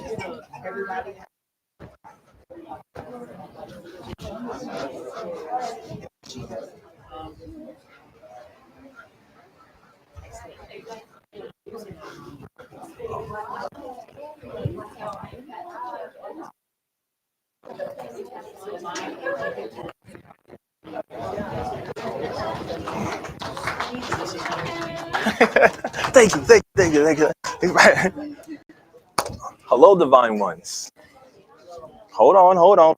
We'll work with energy now, so I turn this room up a little bit. Hello, divine ones. Hello. That's what I like, ladies and gentlemen. Thank you for being here today. Having a wonderful time with a lot of great energy. So, I would like to actually introduce myself, go kind of who you talking to and what you're dealing with, because how can you ever deal with someone's energy without knowing where they develop their energy from, right? So, starting off, be quite honest, never took classes in energy work ever, from book work or classroom or anything like that. My skill came from life itself. I came in knowing, okay? Knowing to me is what? What is knowing? Anyone? What is knowing? When you come in knowing, what does that actually mean? Yeah, I don't even know if you can describe it. Okay. I do mediumship and psychic work. It's just a knowing. Okay. It's just Okay. So how I would describe it is that you are pure energy living in a physical body. Okay. Your pure energy lived on before this body ever existed and will continue living on even whenever it's done. Okay. So whenever you understand that, you got to ask yourself, who are you actually? Right. But in order to know who you are, you got to understand the universe's language. And you are the universe language. But because you come into your body and you are so wrapped up in your mind and everyone else is trying to tell you who you should be, what you should do, you lose your connection in some sense with the divine because you overtalk it, you overspeak it, you don't listen, right? Listen to your teacher, you listen to your mother, you listen to everything else. And yes, that has a way of developing you, but also you have to already know and have the confidence that you have everything within you. So when I say I came in knowing was that I decided to not worry about what everybody else was saying and decided to understand what I felt from the very beginning. And even if I didn't understand where it would lead me, I said, well, it's life, we're going to find out today. All right. So in doing that, I was already prepared to come across whatever happened in life with a positive attitude, meaning that if I went this direction, that means I wouldn't have found out that information that probably no one knew about in some sense because they was too afraid possibly go into the darkness. But you guys have to understand, we're universal energy. We are the light that goes into the darkness and make it bright. So once you go into the darkness, we create the light and then we're able to explain it to everyone else, just kind of like I'm doing now, right? So, artists ever since I was extremely young. Most people like to say I'm clairvoyant. To me, it's just it happened naturally because I didn't block my sensories, right? So since I did not block my sensories, dimensional beings, I was able to see my deceased ancestors that came in. I was able to feel the vibrations that was coming from each individual. The skill behind that was it took time for me to understand how the mind wrapped around society standards. Because when you learn something, taking everything within the mind and how you vibrate and how you take things in the mind, it also shifts your vibration. But then you come and you walk through life and you get tons of experience on life. Then long enough, you start to how human starts to vibrate and create their own reality. So for me, what I let people kind of call me because it helps them understand better is the mystic.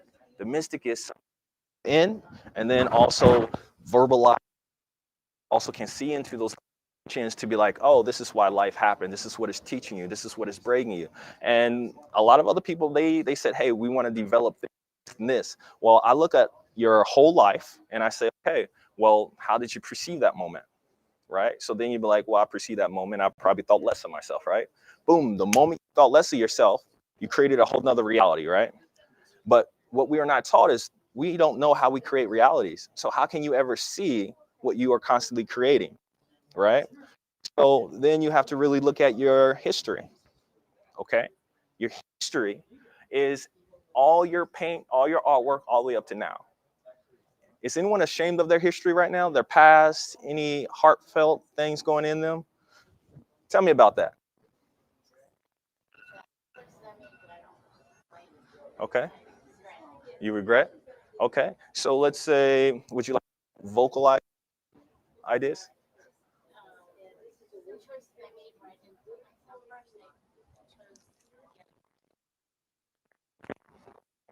Okay.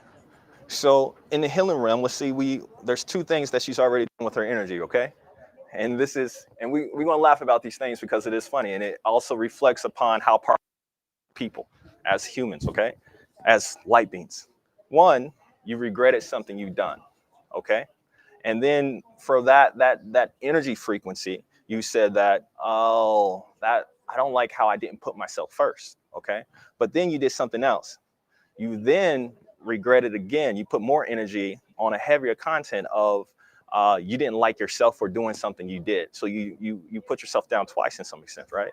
So in these moments, what I teach is how you can, one, build confidence, one, be able to shift through those energies by identifying them, becoming familiar with it, because the greatest thing about what you just told me was that you know now what that energy brings you, even with those two thoughts, right? And with those two thoughts, you took them and you started walking through life and everything that you did. So in some sense, you're so powerful, you decided to tie your back as you continue to further more to more greater events. If I was you now, I would twist it, right? Twist your energies to help yourself realize I've been surviving my whole life with my hands tied behind my. I looked at everybody else and what they were doing, and I. Right. All right. So the next thing that we have to do is, oh man, become a master of ourselves. That's what I did. I felt it. I know what it feels like. And in the language now, right? So thank you for sharing, first of all. All right. So another way, I know the gentleman before me was talking about and also visuals and everything. At a very, very young age, I really paid close attention to everything that was shown to me and other people couldn't see. So, for example, extremely young, and I use this a lot because it's a life or death situation. The story is really vital. Grandfather worked out into the country. He was like rebuilding homes. He was a carpenter and everything. But in the country, in Guthrie, Kentucky, actually, there was like this chair on top of this porch. Before he got to this chair, I saw a visual of this snake. And with this snake, I'm like maybe my son's age, between 3 or 6. And it was like an impression, visual. I said, there's a snake under that chair, right? So then, he looked at me. He was just like, you know how pause and like, what you just say to me? I have lifted your back, right? So then he was like, Okay. So he, with decided to move the chair, and lo and behold, there's a snake under, curled, ready to strike. So for me, at a very young age, to be able to understand how vital our visions are, then why would I change that? You see what I mean? So that's one example. And then as going through life, I was able to come across tons of other different experiences as different beings walk through my room, showing me different energies, playing, shooting guns, energies with it, shooting energy beams across the room.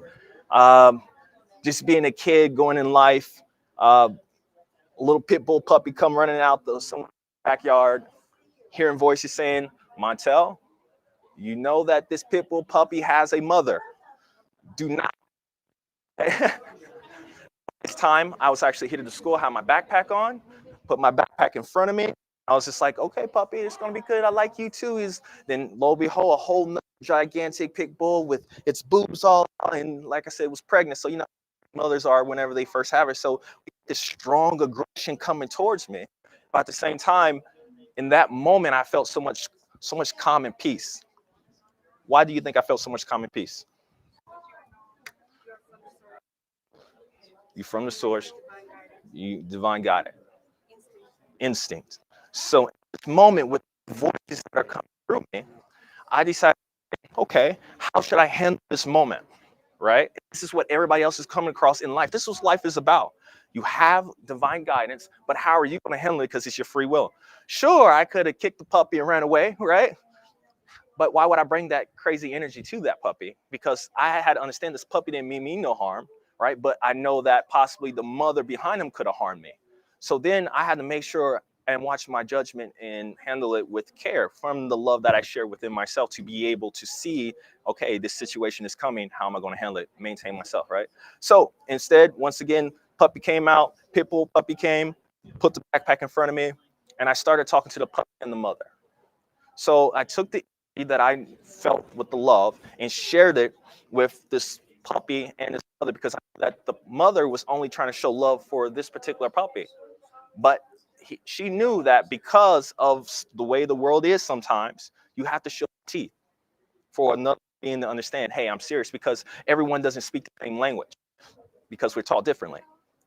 But the language we did share was the same. What's that divine, right? That divine, okay, in this situation, where this person's mind is going to go. So in the meantime, since I know that, why would I act differently in that sense? So I had to maintain myself, right?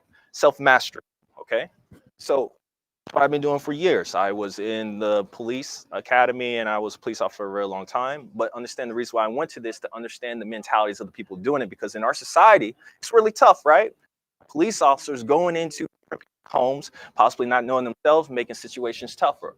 So I said, okay, well, I don't want to just judge people for being people. I want to go in there and actually see the teaching style of what's being taught within the system. And just being in the police academy and being it showed me, okay, everyone wants to be in control of something, but they are out of control within themselves. So the key, everything that we have to do, once again, it's another statement. We have to understand ourselves, so then we the relationship connection that we all have to have with everyone, right?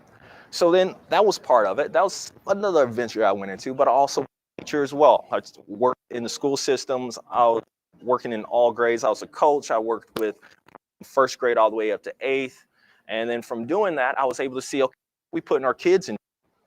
Why are we putting our kids in the system that are grades? And then it's going to shift themselves without knowing who they are again. So once again, we're dealing with society in the world and putting these systems in place from. So how can we ever hope for changing people if at a very young age we're putting them in these certain situations? For example, we were always young, we all went to school to some extent, right? So at the same time, with our emotional things as well, then we have to ask ourselves, why are we going to put our children in the same thing? Why are we putting our children in the same systems? We are society as a whole. Okay, we're society as a whole. No, I said we, like the individual, or society as a whole. Society. Well, because at this state, although we are collectively reaching, we're not there yet. So the programming is still very strong. The understanding that these these structures are necessary, Mhm. right, to for development or success for the things that our current society values. But then I have a question for you. Believe that, then how will we see all the other problems? I think that what's happening right now is we are having a huge awakening on our planet. Mhm. So as evidenced by so many of us here and attending similar events. Mhm. So there is a shift occurring. Mhm. So I wouldn't say that, unfortunately, I think it's still the majority, Mhm. but we're the game changers. Okay. We're the ones that are saying these things are not right, and we're going to make that shift. 100%. Question for you. Now, when making that shift, where do you start? Boom. There. As you said, it starts here. The first thing that we should be really teaching our children in our school system is energetically. Once you teach them that, once you teach them how a decision in itself is going to their reality, but they have to start here first. Then, if we start that first, then we're going to be able to shift through the school system and everything else. You see, and so the outcome of that is we are by default frequency upward to where the things that we are concerned about is no longer going to exist. So everything starts with ourself. That's why mastery is so important of self. The fact that you can teach someone yourself in every aspect. Does everybody understand that? Sweet. Let's keep on going. Okay. So next thing is, as I was going through life, became a teacher, also had a vision, another vision of, well, Montel, you've been a teacher, you work with people in the medical field, you also been in the government thing. Okay, what's next? Well, it's very obvious. I'm gonna be myself. You gotta always be yourself. This means I came from Indiana. This is like 24 hours away. And in this situation, first of all, the most lessons I've learned was just living life. Once again, it wasn't going to class because we had to be a part of a business, but not be the business. You see what I mean? So then you understand, okay, if I'm living life, it's supposed to be just a part of a business. And the question is, no. But because we're so programmed to believe this is the way of living, then once again, you're dip into all the other skills and manifestations that you have to be able to pull out the best version of you. What do you mean the best version of me? A great question. I like it. Like the best version of you is never the same. It's always shifting. So you can no longer hold on to your past. Because if you do, you just create a new you word about your past. And your past doesn't exist anymore, right? Right. So continue creating new and creating what, Montel? What do you think I'm talking about creating? The new you. The best version of you every day. Every day. Now, but where are you going to pull the best version of you every day? Because maybe your programming kept you in the same line. How can you create the best version of you? That's going within and living within yourself every day and knowing yourself. All right. And understand, guys, this do not start just at home. This does not start in the closet. This do not start just you doing all the breath work. This starts with you out there and dealing with the different energies everybody else through. Because energy in itself is no different than telepathy. Okay? With telepathy, to where someone's saying something, you can feel what they're going through. But because you try to mix your mind up with vocabulary and then you message, it's not that you need to respond to anyone. It's the fact that if you're your higher self, your higher vibration, by default, you being close to someone would change the person's reality because they're actually, their brain and body's able to pick up something different compared to what they were presented with in the past or even in the present. So to continue to create a new you every single time, you got to go out there looking by living life every single time, being yourself. So then it's, I can feel the joy coming from here. I want this great future, not because I'm trying, because I'm already there. So then, by default, by frequency, how are you going to give me $1 million when I've already up? So then, decision making, I'm not going to go ahead and walk on to trying to win $1 million. What can $1 million do for me that I haven't done for myself? So everybody understands that, and everybody feels like that inside. the way that you decide to do certain things will change dramatically. Also, going to your health. Let's say you're concerned about not paying the bills, you're concerned about relationships, you're concerned about how am I going to live tomorrow. Funny thing for me is that you thought about that 3 to 4 weeks ago, and now you're living in today, right? The craziest thing about that is once you worry about those things, that shifts your frequency in the body. That also makes you sick and feeling down. So then if you're sick and you're feeling down, then you're going to create more sick, feeling down ideas. You see what I mean? You'll be able to walk that portal of the true you whenever you can't even see the portal. All right? My man, what's your name? David. Montel. What you do?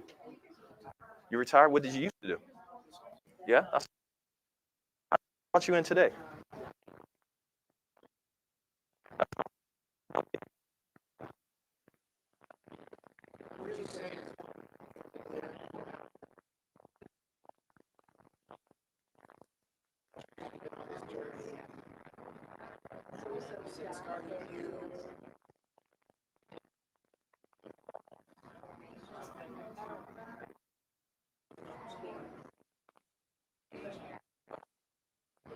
That's life.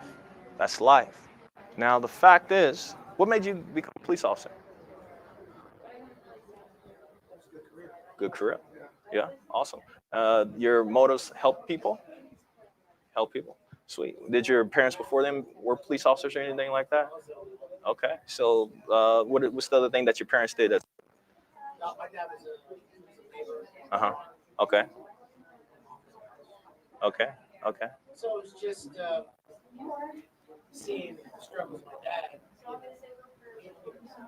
just to take care of us and stuff like that. It was just a click at an early age that I was going to not do that, and then I was going to take care of his parents when it came. Mm-hmm.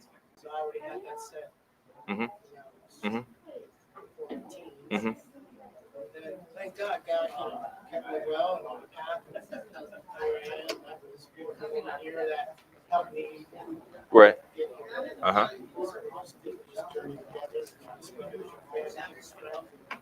Okay. Sweet. Sweet. Did you achieve your goal? Excellent.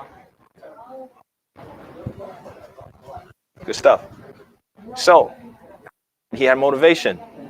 The motivation was that he saw things that was going through. He said he wanted something different. Determined. Going through the police academy is not easy, right? So in achieving that, he also showed whatever respect and some extent, and then it used those principles to make it through. His health and everything else is really well. When I touched his hand, his energy was good. So I've learned about you as I shook your hand, by the way, my friend. So the next thing is, and whenever you also in the police work, see that different people's energy. How did you maintain that? Center yourself, right?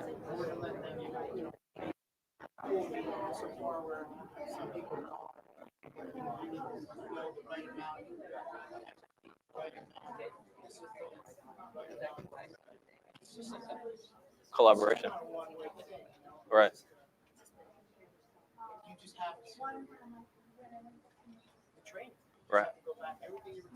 Right. Talk by Right.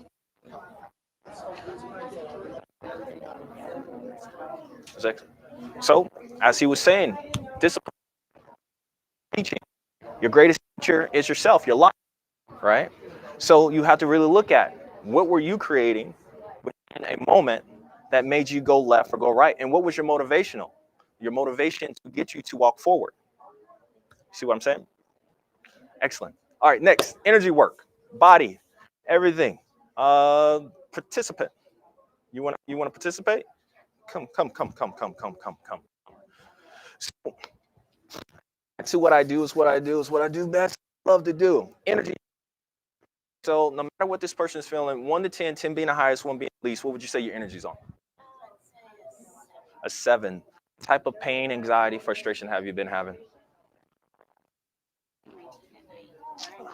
Grinding your teeth at night. Why? if you think about, if you look inside here, can I touch you? If you look inside here, what's the first thing you see when you think of teeth at night? Pain? Pain previously from past experience. Pain previously probably from, I guess you already said it, your self-judgment, yes?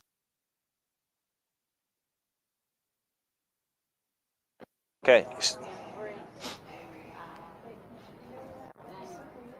make choices that hurt myself again. Mm-hmm. Relationships have been a struggle for me. Mm-hmm. Misunderstandings Mm-hmm. have been a struggle for me. Mm-hmm. So we also got to look back at her history when we talk about healing. It's to where did this person basically learn how to be in relationships from? Parents. What was your relationship with your parents? I mean,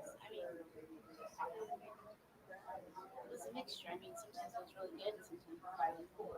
Mm-hmm. What do you remember more? Do you remember the positive or the negative? One of the parents was more positive, and the other parent was more negative. Okay, okay. So what do you think that you're carrying with you as we are speaking today? I'm still carrying the mixture. And at the moment, I feel more positive just because I'm here and I'm feeling better. And Mm-hmm. that's why my focus is the readings and the feelings I've done. Mm-hmm. So I'm feeling better. Mm-hmm. So at the moment, it's positive. Mm-hmm. So what she just told you, she told you kind of, she told you a solution she's seeking for, but she's missing the solution. The true solution and the commonality in everything that she's already stated is that she's present and in control of everything, but she haven't realized just yet how to fully control everything. You see what I mean? So what she can control is to come and be around, get reading. When you get readings, they're going to tell you something that will probably motivate you in some extent. But still, even when you're motivated, you who's deciding to be motivated. You see what I mean? So then, let's say if you're at home and you're concerned about the past and where you're not going to go, you're creating that heaviness. So what I would say is you have to practice not just coming here, but also creating at home and dealing with other people the vibration that you want to be on, the high vibration, some of what you say you seem now, right? Okay. My true self. Mm-hmm. Finding that center, that alignment. Can I give you guys a counter? When you feel unaligned, know that that was also you feeling unaligned. Know that it was you who said, oh, I want to experience this vibration, that illusion that I'm unaligned. And then you're able to do that. Then you're going to be able to switch it. But it's going to have to come down to discipline, right? Because with what I'm hearing from you right now, you can kind of jump roping back and forth across from, yes, I'm great, to, oh, I want to experience this. So to master means, okay, if you want to, anything that you vision, this is channeling, think about what do I want to do and see it here, and then walk through it. This is a conscious way of channeling and then implementing energy in the direction you want to go, okay? So what I'm saying is you saw to come to the fair, right? So then you gave the whole time you're like, oh, I'm going to the fair, your body and everything started pumping differently, your body was excited to see whatever was coming. So you are walking through that vibration because you're already there. You're thinking about how I'm gonna walk through the door, how am I gonna go and talk to these certain individuals, yes? So you created this vibration that you're walking on. Now, you also got to realize you're creating that vibration that you're walking on when you think less of yourself as well. The beauty of that is you're creating it all, okay? All right, it's okay if I do some energy work on you, my friend. Okay, so energy work, once again, just because of what she was thinking, she gave her body that experience without her actually being experienced again. That's the interesting thing about the mind. The mind in itself may see certain things, but it doesn't know if it's real or not. So understanding self and mastering self comes down to, let's say, I want you to, you say you're on 6, right? 6 being heavy. Yes? Okay. So let's look at your energy, and what I want you to do is I want you to really take a deep breath And then I want you to see your gold self at your highest location in life. Whenever you're with your significant other, you guys are kissing, you're walking through a wild flowers, and the love between you two is so connected that there's no room for anything else but love. Okay? When you see this, I want you to take a deep breath.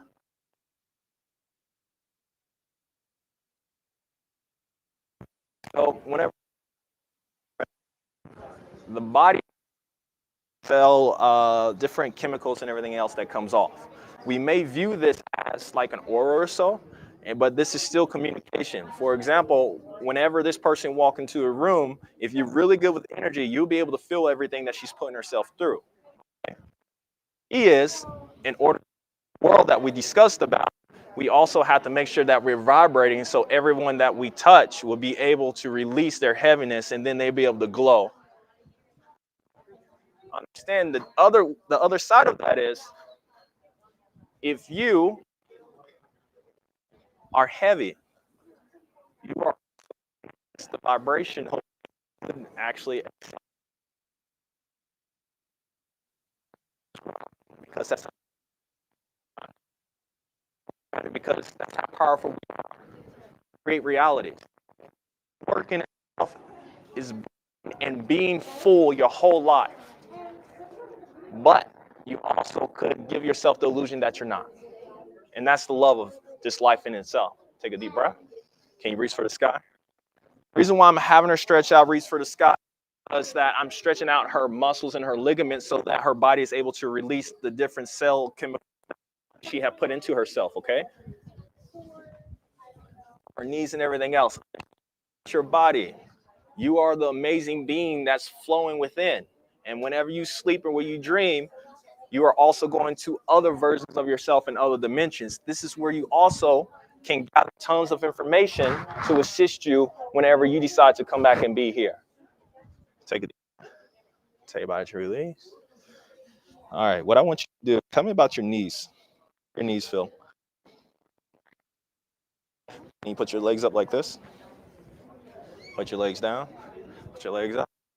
All right. So, also, whenever I do energy work, usually the things that I feel is if they are like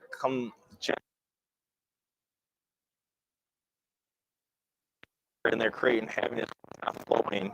And when you feel like that, it's a signature saying that you need to flow. This is a whistle, okay? Say something for me. See, boom, right there, whistle. Anybody say something negative to you? Oh, you're just whistling. All right? So,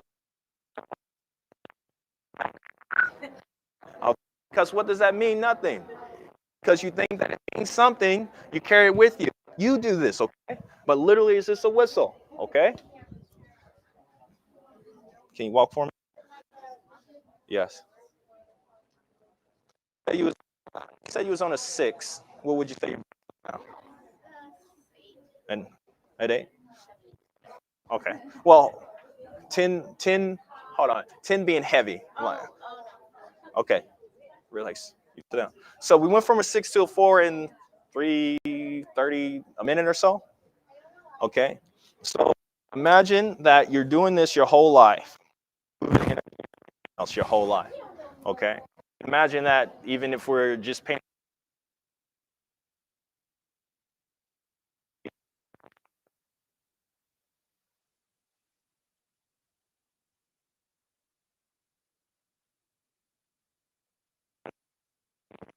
Your body will just doing this. But instead, what are we doing? We put ourselves through this treachery, right? So why? Why? Sir, back there, I love your bucket hat, bro. Why do you think we put ourselves through treachery?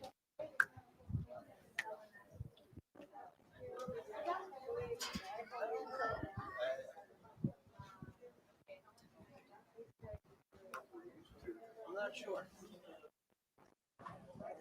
He says what we're used to. That's right. So think about this. If we think, oh, this is the only way of living, working most of our life, we get married, we have kids, we go through we talk about a situation. You know, the funniest thing, you can talk to someone and because of all of your history, what you develop, you're arguing with who's right or who's wrong. The funny thing is, no one's right or no one's wrong because you're only presenting yourself to this other individual. But because you're probably not taught about energy at a very young age, your perception and your heaviness, or even how you view kind of off. So then you're arguing with yourself, first of all, and you're reflecting that within the person that you're speaking to. You see what I mean? You have to look at self and say, why am I arguing? Why am I feeling so low that the person that I say that I love is the person that I feel the most comfortable with hurting? But how are you hurting them is by you whistling at them. It's the fact that you're whistling at yourself. And then, so if you love someone, clear yourself. If you understand how to love yourself, then it comes easy. Okay? So for us, within the session today, guys, we talked about life. Okay? Now, with life,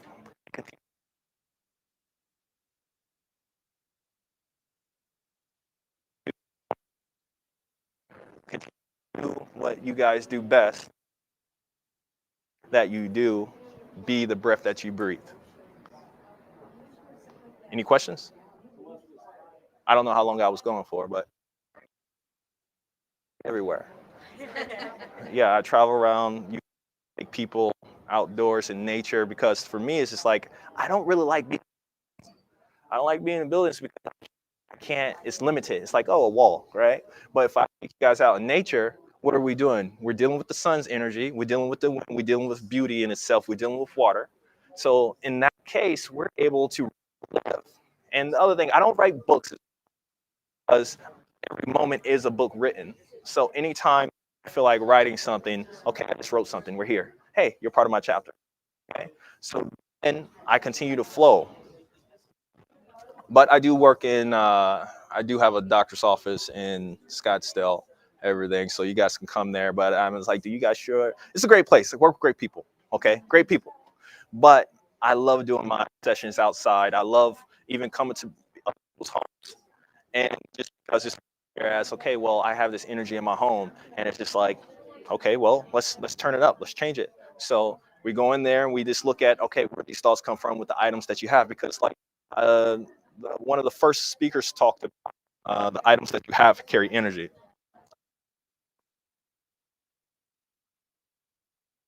Okay. Everything that you think soaks in because it's a part of reality. We're created from. All right. But I have a cards for you guys if you guys like to get a card and everything else. And from there, we can have a great time. Anybody else have? You got a question, my man? No? Yeah. So when you were a child and you were already experiencing these visions, Yes. these messages, Uh-huh. Were you in an environment that was supportive of that, or did you have to suppress that part? No, I think it's because I don't worry about what other people think of me.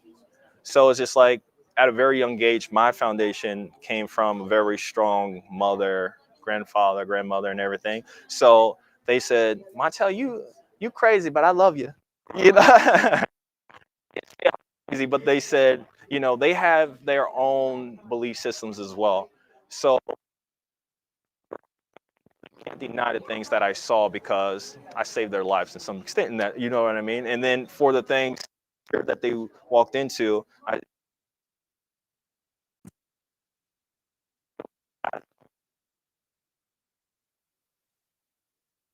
and everything, you know, they want to, you know, they probably don't take it all the way at a very young age, but many times is actually seeing my ventures. There's just like, I see you, Montel, but they always gave me care. But they were also soundboards. It's like, you sure you want to do this? And I was like, yes, because there's some things they told me that I shouldn't do, and I did it because I felt like, okay, I'm gaining knowledge from this, but I didn't let any situation break me because I was still there breathing, and then I would just laugh at it because no matter where I was at or whatever I did. And from that, I was able to get what that felt like, what I was doing with my own mind, and how I will perceive these other things that possibly wasn't there. So then that in itself is a skill. So, like for example, like school, in school, I actually had probably a little bit of issues in school. That was probably the toughest, just because whenever I was in school, this teacher my homework out the window and all this other stuff. So then the funny thing now, that's why I said I follow my intuition. It's like, even though these voices and I didn't like doing it, I threw it out the window. It's just like, we got to look at now, it's anything that I do else is just like, I broke through that in my own way. And now I'm able to release pain or anxiety just with touch. That's not taught. And just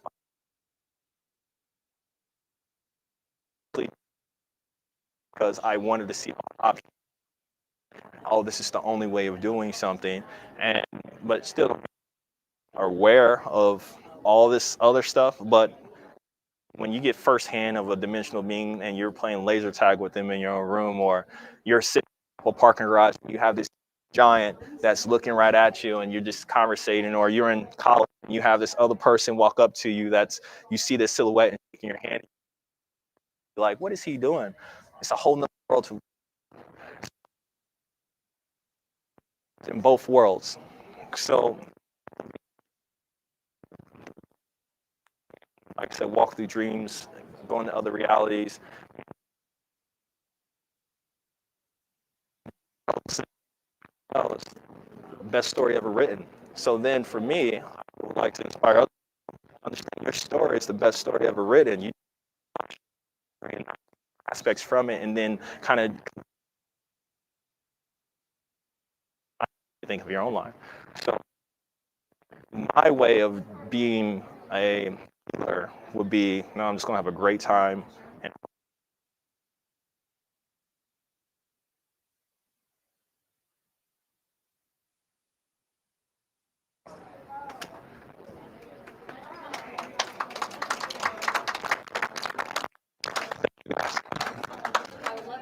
all right. All right. Oh, by the way, I am. Didn't mean to take your purse like that. I'm sorry. This is one of my amazing significants. Her name is Katie. And the lovely lady back there is my other significant. Her name is Zena. She is a hypnotherapist. She is a doctor.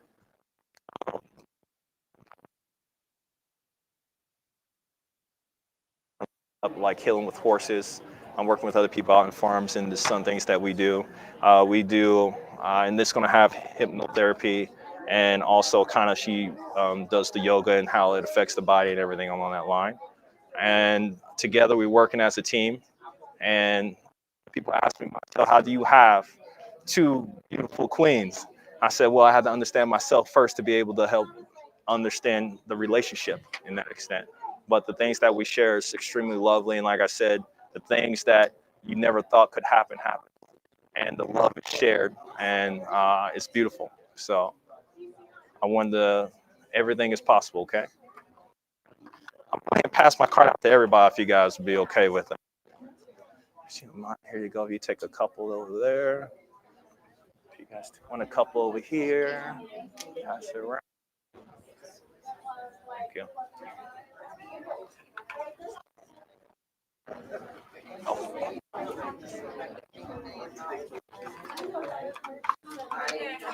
Oh, I'm sorry.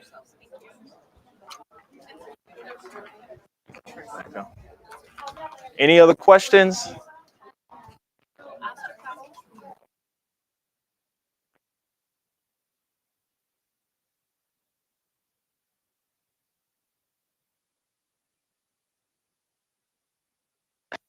That I was on a porch, and then I was sitting there playing, dropped in the bush, and then I'm right there above.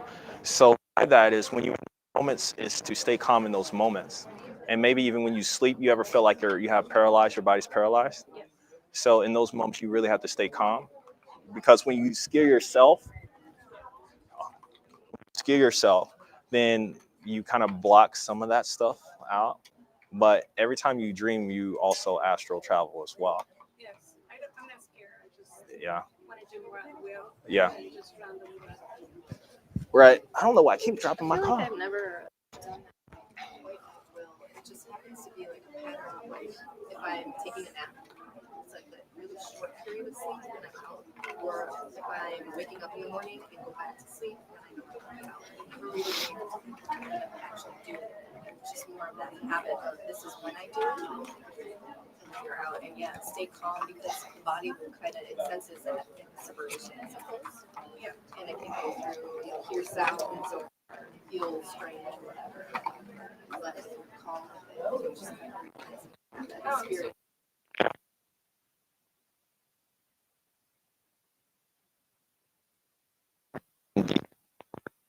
Everything, and then once you start seeking deeper into thought with everything, it kind of feel like your energy will start to arise out of your body. But the practice in itself is staying calm. And also, I will start by trying to wake up in your dreams. When you start waking up in your dreams and you start seeing how you're creating, like energy is created, then when you're fully out, then you got to be careful because you start creating realities when you're fully out. Yes, your mind is so you're creating with your mind. Like in my case, I see Mhm. or I have this. With energy, it's also like it goes in whatever direction that you're used to creating. So if you're balancing yourself and let's say your mind is solid, then when you're out, for example, I can shoot an energy beam and hit this wall and feel it, right? Now imagine outside of the body what you can and can't do, right? So then you have to be aware of that aspect of yourself whenever you're actually out there traveling, because sometimes that if you're fearful, you can create fearful things that happen out there. But I don't think it's you, but that's just, I really want to make sure of you. Yes, I actually helped me. Yeah, I can see myself when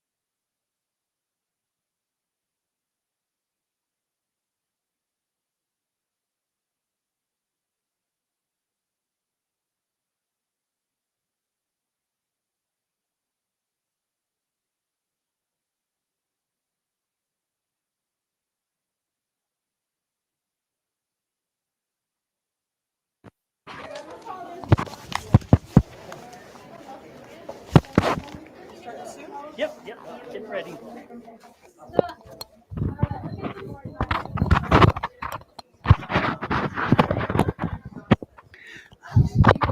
And let me sure that you have me on YouTube. Okay. Do you have YouTube?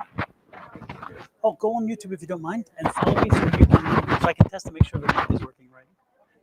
Sometimes what I hear here isn't what we hear online.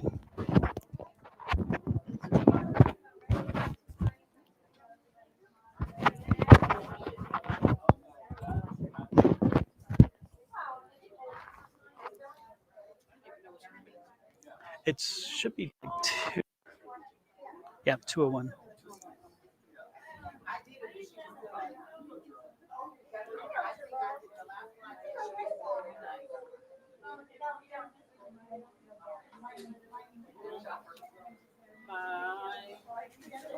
My phone is really moving slow. Mm-hmm. I don't know if it's because Oh, it could be here. Yeah, it could be the way it's energy.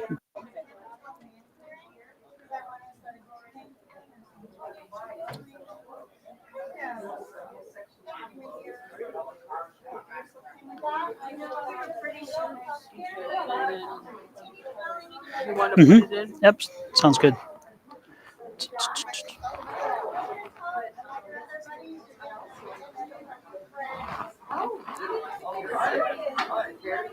I love the hoses. Mm-hmm. The bathroom. The test. Try and turn the. Oops. Cancel. Oops, I logged you out. Sorry. Yeah, the volume. There you go.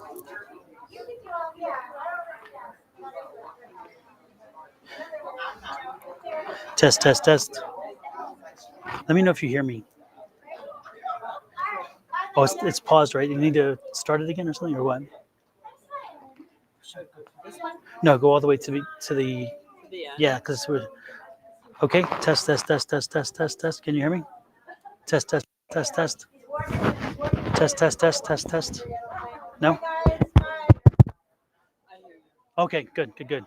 Okay. Let me crank up the volume here a little bit more too. Okay. All right. Let me rearrange. Yeah, I'm good. Thanks. Let me rearrange the chairs a little bit too.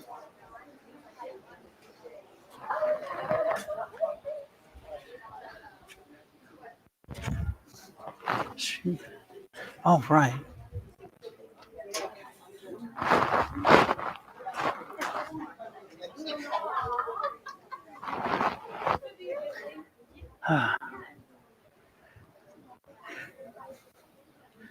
I should just go ahead and talk, right? Because we're recording it.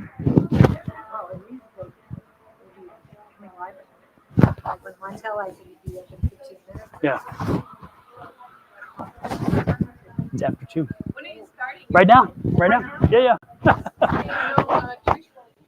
Okay.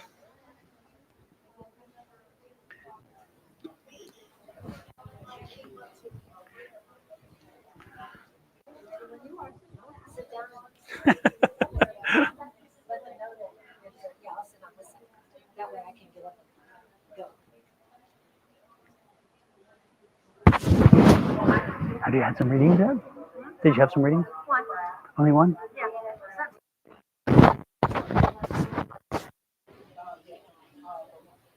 I'm not too worried about myself. Mm-hmm.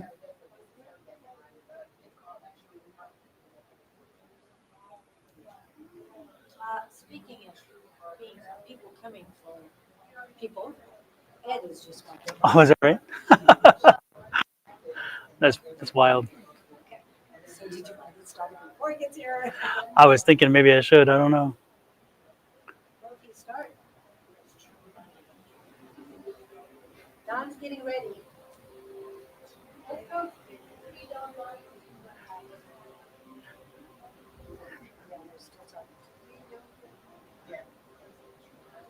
Gladys? Don's going to be talking. Hi, how are you? He needs an audience. But here comes his husband. And you sit there and then it's like, sure. Yeah.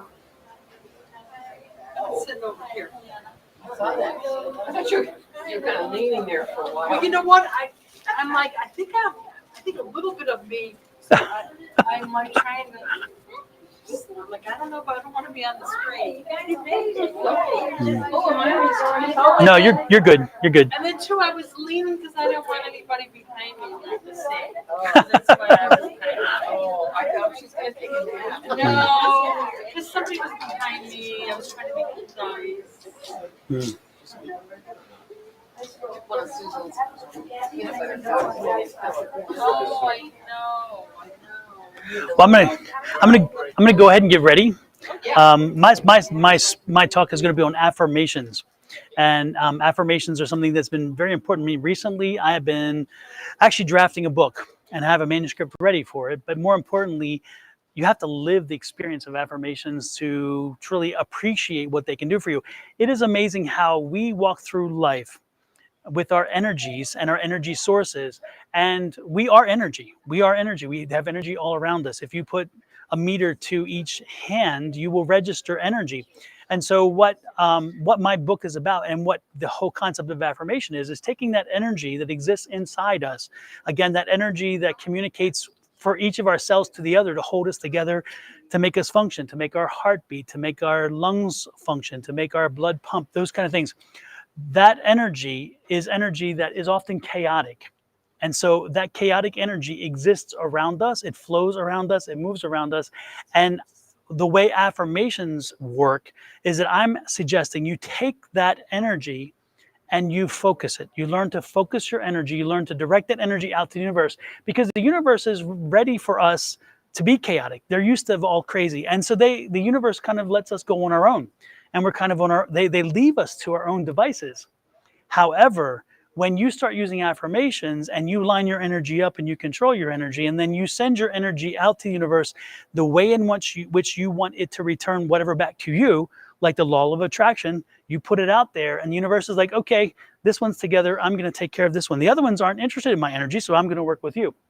So that's, to me, the entire concept of affirmations. Affirmations are most importantly what you want. Ask for it. First of all, formulate it, determine specifically what you want. And then once you know what you want, you have your specifics, then bring them into the reality by saying to the universe what you want.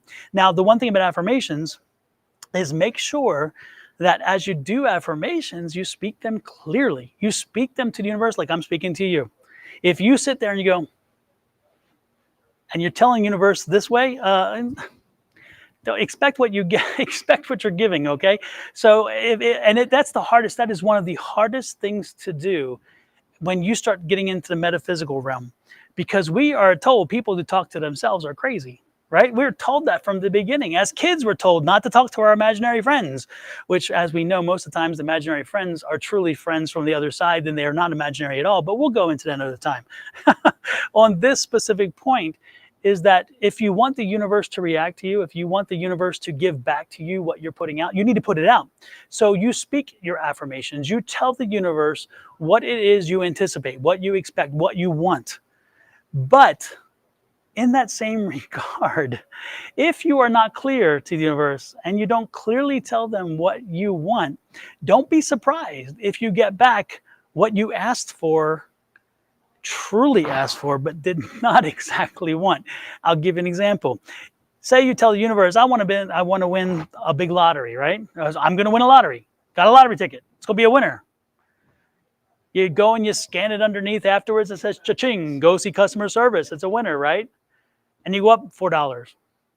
You told them, I want a winning lottery ticket. You weren't specific, So if you want to ensure that affirmations work to the extent that they fit what it is you need to be very clear about what it is you want. And it's interesting too, because when you start doing this, again, first of all, you've already surrendered. You've surrendered initially to letting the universe dictate to a degree. Okay, you kind of like the flow. Everything's free flowing, and affirmations help to rewire your mind. They help you to think differently. They help you to understand that maybe, just maybe, I have a little bit of control over how the universe sees me and how I react to the universe and how the universe reacts to me. And so the one thing that affirmations do is they help to rewire your brain. They help to rewire your thinking and think, okay, well, maybe I do now have some control over what is happening around me. Again, it's amazing. We wake up in the morning and think, well, the weather's going to be this and I'm going to have to do this. But you don't understand how many factors you can control to a degree. First and foremost is waking up in a good mood. You know, if you wake up in a terrible mood and you start talking to people and walking around in a terrible mood, you have set the tenor, the tone for what's coming back to you. You're putting out to the universe what's coming back to you. And then you're like, okay, I'm surprised. I can't believe it's a bad day. You set the tenor for the day. Again, that's part of, and it's a very simple part of affirmations, but it is affirmation in a sense, again, that you set the tenor, you set the tone. So if you wake up in the morning and you are in a more positive way and you tell the world it's a more positive way and you face things in a positive way, then don't be surprised if that more positive energy comes back to you. Again, going back to affirmations, it's the same concept. If I tell the universe that, hey, I'm ready for this and I'm ready for this and I'm ready for this, and then it starts flowing back to you, don't be surprised when it flows back to you because, again, you've told the universe what you want. You told them what you expect and what you anticipate. And again, as you align that energy, the universe comes back with that same kind of energy. However, it goes back initially to the fact that when it starts coming, first of all, you question. You think, wait a minute. Is it really affirmations or is it something else? So then you stop doing them. And it's like, okay, if you're doing affirmations, the one big key to affirmation, mean it when you say it. Lord knows Julie and Susan and Angie, or they hear it over and mean it when you say it when you mean it, and speak it continuously. So every day, I tell people, if you're going to do affirmations, every day, set a time somewhere in your day routine. A lot of times it's in the morning when you wake up, and you create an affirmation that starts your day. Repeat it every day. Repeat it 1 or 2 or 3 times before you get the day going. And make sure you say it when you mean it when you say it, and expect it to happen. If you put those 3 things together, again, meaning it when you say it when you mean it, and you expect it to happen, don't be surprised if during the day you feel that energy back to you. Now, the one affirmation that I say repeatedly to everybody, and I tell everybody to use, is I believe in infinite abundance. My wants and needs are always met. I say it over and over again. I believe it over and over again. And I believe abundance has come my way. I believe everything's come my way in that regard because of that one thing. So I suggest strongly, you're welcome to use that one. But as you tailor your affirmations, make sure that you tailor your affirmations in present tense. Now you can say, I'm a millionaire. Say you're a millionaire. Say you are successful. Say you are whatever. But be specific, but speak it as the present. Because remember, I will someday be successful. Someday never comes. Okay? You're telling the universe what you want. So if you are telling the universe, you're setting the foundation of what you want, set it now. Set it in the present. And then speak it into existence. That's manifesting. That's affirmation. Speak it into existence. So, I am this. I am this. I want this. And is it me oriented? Heck yeah. Affirmations are all about you. It is the one time in the metaphysical world where it has to be about you. Because what you're telling the universe is like, hey, look, you have everybody else to look out for. I want some attention here. So give me some attention. Give me the attention. I'm going to tell you what I want. We're going to have a negotiation if necessary, but I'm asking you for this, and I'm letting you then come and hopefully deliver this to me. So again, most importantly, first, start your day with a good affirmation. Set your affirmation in advance. Repeat that same affirmation day and day and day and day and day until it comes through. And then when it comes through, give thanks. And even if it isn't coming through yet, always give thanks. Giving thanks is big to the universe. And if you don't give thanks, thankfulness is important. So give thanks to the universe. Let the universe know that you appreciate that they are there, that they are giving you what it is you're asking for. And even if it doesn't come quite the way you intended, give thanks that maybe that's what it was meant to be for you at that moment. Now, be realistic with your affirmations.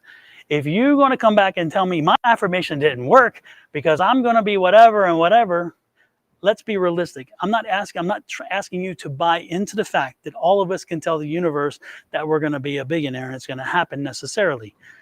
What I'm asking you to do is understand that there are some realistic things that you can do with manifestations. And I truly believe, I still believe, that you can ask for bigger things such as millionaire, billionaire, those kind of things. I don't think that's out of the phase. But again, because again, I believe if you ask for things and you work hard enough to make those come into being, because of the neuroplasticity of you changing your mindset into thinking that everyone else is, that I am kind of held hostage to the universe, that instead that I am making my environment, I am making my universe, I believe you can put that in motion. But what I'm telling you is that when you speak your affirmations, make sure that you are realistic with them and make sure that you are ready to do what you have to do on your part to ensure that they do come through. Because again, when the universe starts helping you get in that direction, it's not going to do it alone. It may throw things at you that help you get to where you want to be.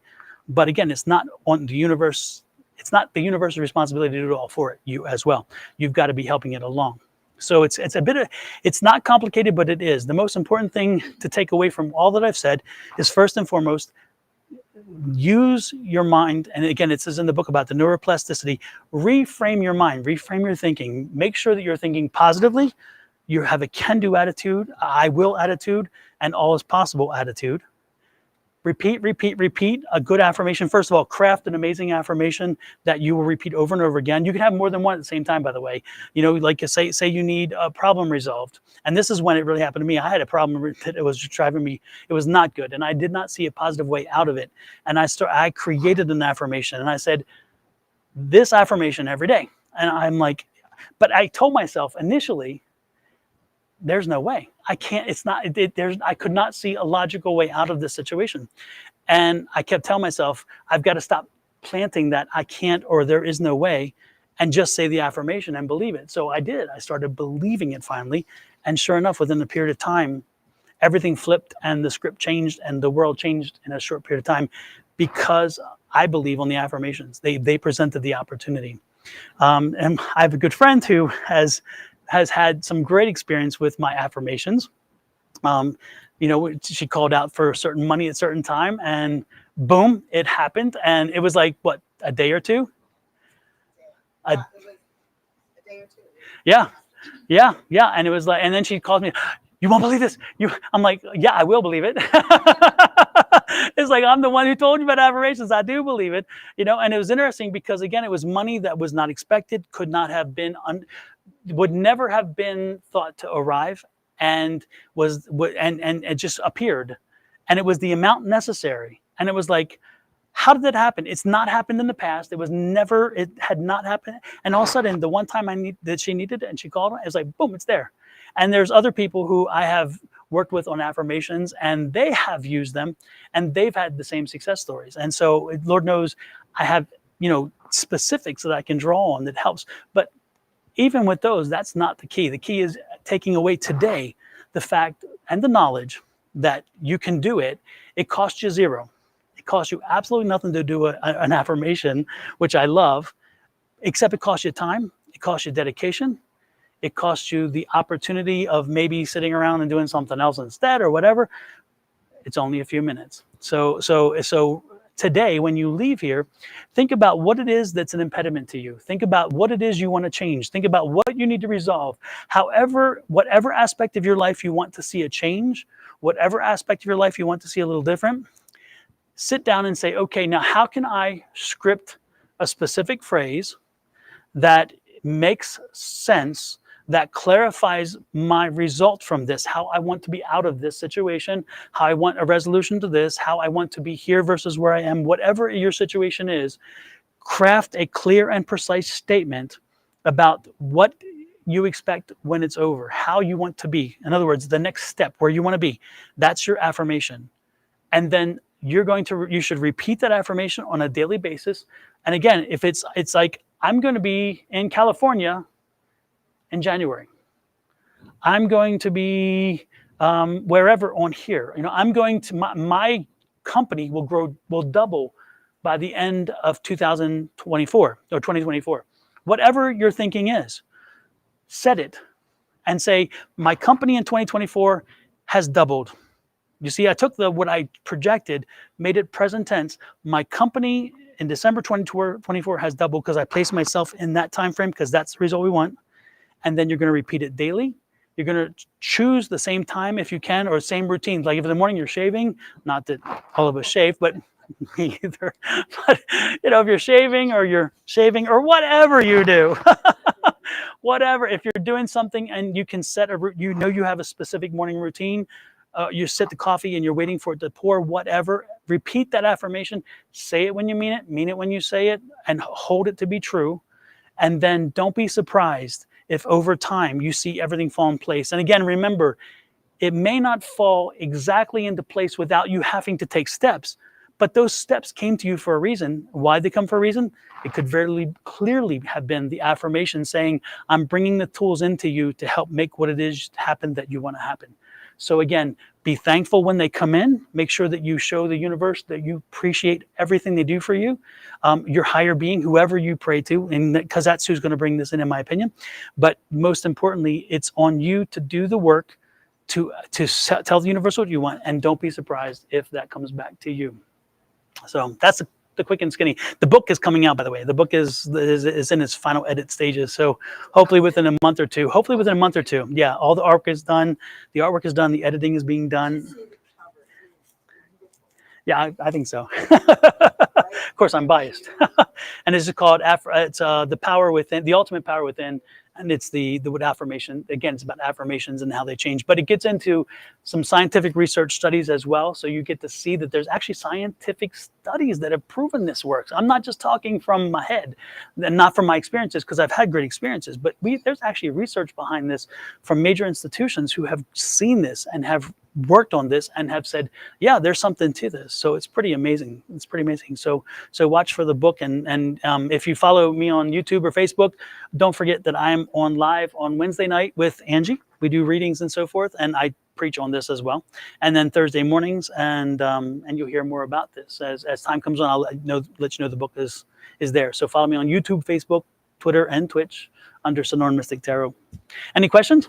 I do have a question. Yes, Anna. So is it better not to say the affirmation when we're frustrated or in bad moods? Well, your mood isn't a determinant. It's the intent that's the determinant. As long as you, again, when you say it, you mean it. When you mean it, you say it, and you clearly believe in it. Even if you're in not so good mood, I truly believe it doesn't matter the mood you're in necessarily, as long as when it comes from you, it's coming from here. If it's coming from a different place, like if it comes from anger, because you're trying to use, it's like, well, I'm going to show you kind of, then no. But if it comes from the heart, even if you're not in the best of moods, because again, you can use affirmations to change your mood. You can say, you know what, by 9 a.m., I'm in a good mood. I'm in a good mood at 9 a.m. You may be at 7 a.m. in a really bad mood. 9 a.m., I'm in a good mood. I'd be saying that right then. And don't be surprised by 9 a.m. because, again, you're helping to rewire your mind. You're helping to rewire your thinking. And you're saying, I'm not accepting this. This is not enough. I want this. And so part of that is, again, you're thinking, but part of that is telling universe, let's shift this energy. Let's shift the energy. This is where I'm going to be at 9. And so when that happens, if you have a question about it, first thing to do is figure out why you're in that mood, shift that first, and then go back and do your affirmation that is your long-term affirmation. Again, you can do more than one affirmation at any time and working them together. They're not like the universe is only going to give you one gift. So you can be doing 3 or 4 different affirmations at the same time. And believe me, once they come through, you're jettisoning them. They're not it. But the one you should always do all the time is I believe in infinite abundance. I have t-shirts. I mean, they say this as a joke, but I'm serious. I do have t-shirts. I sell t-shirts with this affirmation. Yes, I sell t-shirts and I sell coffee mugs and I sell like phone cases. I sell them with this because I believe in this affirmation. I believe in infinite abundance. My wants and needs are always met. And I'm telling you, don't be surprised if you use this, that you do see and feel the shift. But again, you have to believe it and you got to repeat it. And you got to mean it when you say it. So, All right, now this might seem silly with some people, but there are a lot of us women out here, and probably men as well. And I had very long marriage before, but I really liked being in a nice relationship like that. And so I have found that one time when I was or whoever, I said, "Hey, why don't you bring somebody nice here?" It was very general. Well, the next guy that shows up very soon in my life was a former senior litigator for the Justice Department. What I didn't specify was anything else. And sadly, he was a very nice guy, very intelligent, but you know, he had had a couple of strokes. He wasn't able to dance, go walking, things I wanted to do. So my question is, how specific do you need to get? And you're wanting to bring someone into your life just to have a nice, loving, you know, your in your life. Well, the specifics comes depending on how little or how much you are how little or much you want to control over what it is. So again, if you, like you say, you know, I want somebody who's in good health, somebody who can have a great conversation, somebody who can hike with me, you know, in not just a career. Again, you can determine how little or how much. But the most important thing is as you start writing your affirmation, because again, you should write it down and review it over and over again. You can tweak it and bring it down into something that's repeatable often, and you can find words and terms that take, you know, somebody who can hike with me, good health, you know, somebody who, you know, strong mind, instead of somebody who doesn't have senility or wants that's Alzheimer's, good mind, strong mind. You know, you'll find when you craft the language and you review it, you can edit down to the point where you get the point across without having to repeat this. So you're down to this. Mm-hmm. So what words would you use if you wanted to meet someone who is like-minded, like this group? You know, we have the metaphysics and all that, and people who aren't like, oh no, that's weird. How would you word that? Appreciates some of the things that I appreciates the metaphysical or whatever, or even, you know, somebody who is a lot like me, or very accepting, very open. Those, whatever. I was gonna say that if you don't want to create a affirmation for every single thing, I just repeat the one that Don was saying. I believe in infinite abundance, and all my wants and needs are met. And then I say, and I thank you for a reciprocal love. So I thank you for my husband that provides a reciprocal love, or that is virile. That is very important to me. So those are the kind of things that I put into my affirmations. Like I'm saying, like, you know, so if good health is good to you, you say, I thank you. I believe in infinite abundance. All my wants and needs are met. I thank you for a healthy husband. We all have our own wants and needs. Mine is virile. I'm just saying. There you go. You know, there it is. A reciprocal love that is virile. There you go. Yes. Okay. What if you wrote out your list? Because like I wanted somebody and then they were long distance, so that I don't want that. So what your own your list?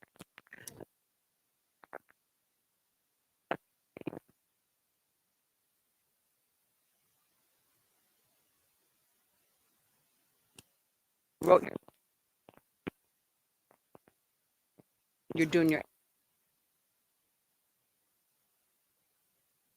I would argue clearly that, again, your list is not what you're sending to the universe. You need to speak it. Okay.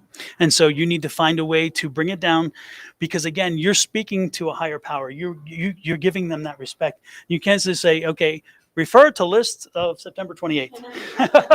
They're going to go, okay, refer to 2027 when I finally listen to you. You know, it's like, you know, so no, I really do strongly believe, because you have to, again, it's part of the thankfulness. It's part of the respect and so forth. Speak it into existence, put it out to the universe, let them speak it. So find a way to bring that down. You don't have to be overly. The thing is, as you are crafting it, you will find, if you dedicate yourself to really finding ways to bring it down, you will find words that can replace phrases. You can, again, it takes a little while, because again, it's crafting, but you will be surprised. Also, dictionaries are great for synonyms, and they can give you different words that can mean so much more.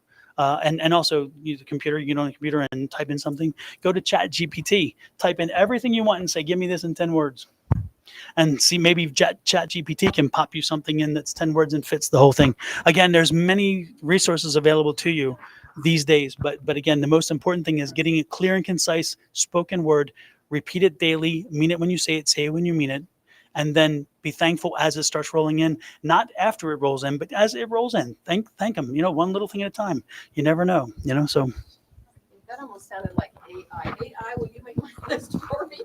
Well, no, AI is not making the list. You make the list. What AI does, again, ChatGPT. The only reason I put it up is because ChatGPT, you can put in ChatGPT all these criteria and say, now get this down to a phrase. And ChatGPT uses AI to bring it down in the words that can say the same thing without 10 billion words. That's the only reason why I say it. ChatGPT, yeah, it's an AI app, yeah. Yep. And so it can help you consolidate those things if you need to. Yep. So it's pretty amazing. I've used ChatGPT. I've used all of my images in my book are created through AI. I used AI to help create those images. I told AI what I wanted because I'm not an artist. I told him what I wanted, how I wanted it to feel, to look, and to whatever. And so by the time, and I play with it. And then once the image comes up, if it's not quite what I wanted, I kept editing it and modifying it and asking him to regenerate it until it came up with the images I want. So when you see the images in the book, they are mine. They are new. They're mine. I own them. But they are when you see them, you'll know what I was feeling when I used the words for that section specifically, because you're like, okay, I can feel what he's saying there. Chat GPT, yeah, and that's not for visuals. That's only for words. Yeah. Midjourney is for visuals. Any other questions in reference to anything? What was the last one? Midjourney is the one for images, for art. MID, Midjourney. Yeah, and it'll do artwork. It does images, which are really cool. And for those of you who've seen the cover of my book, that was done through there. But again, you put in all the parameters. You tell it what you want. You tell it how the feel is, and then you can edit it when it comes out. You're like, oh no, that's not even close. You can go in there and edit the streams and say, I want this. I don't want that. I need this. I don't want this. And eventually you'll come up to the picture you want, which is really cool. Yeah, and I think Midjourney has a free version. So you can do a number for free. ChatGPT is a free version. You don't have to pay for ChatGPT. It is absolutely free. Yeah. So, and then there's now AI.nvidia.io, and that one creates videos for you.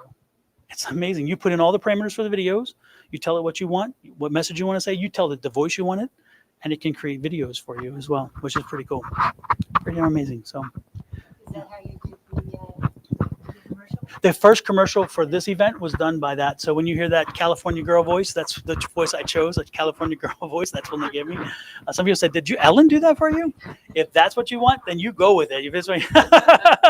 That's all I said. But no, that voice was created by AI. The commercial was. And then I went in and I edited some of the words and some of the images, because you can edit any image in those things. You can edit any words, and it modifies. It's pretty cool.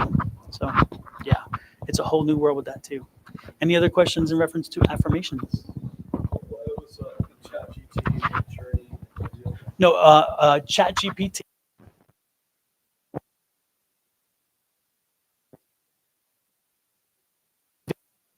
is for videos.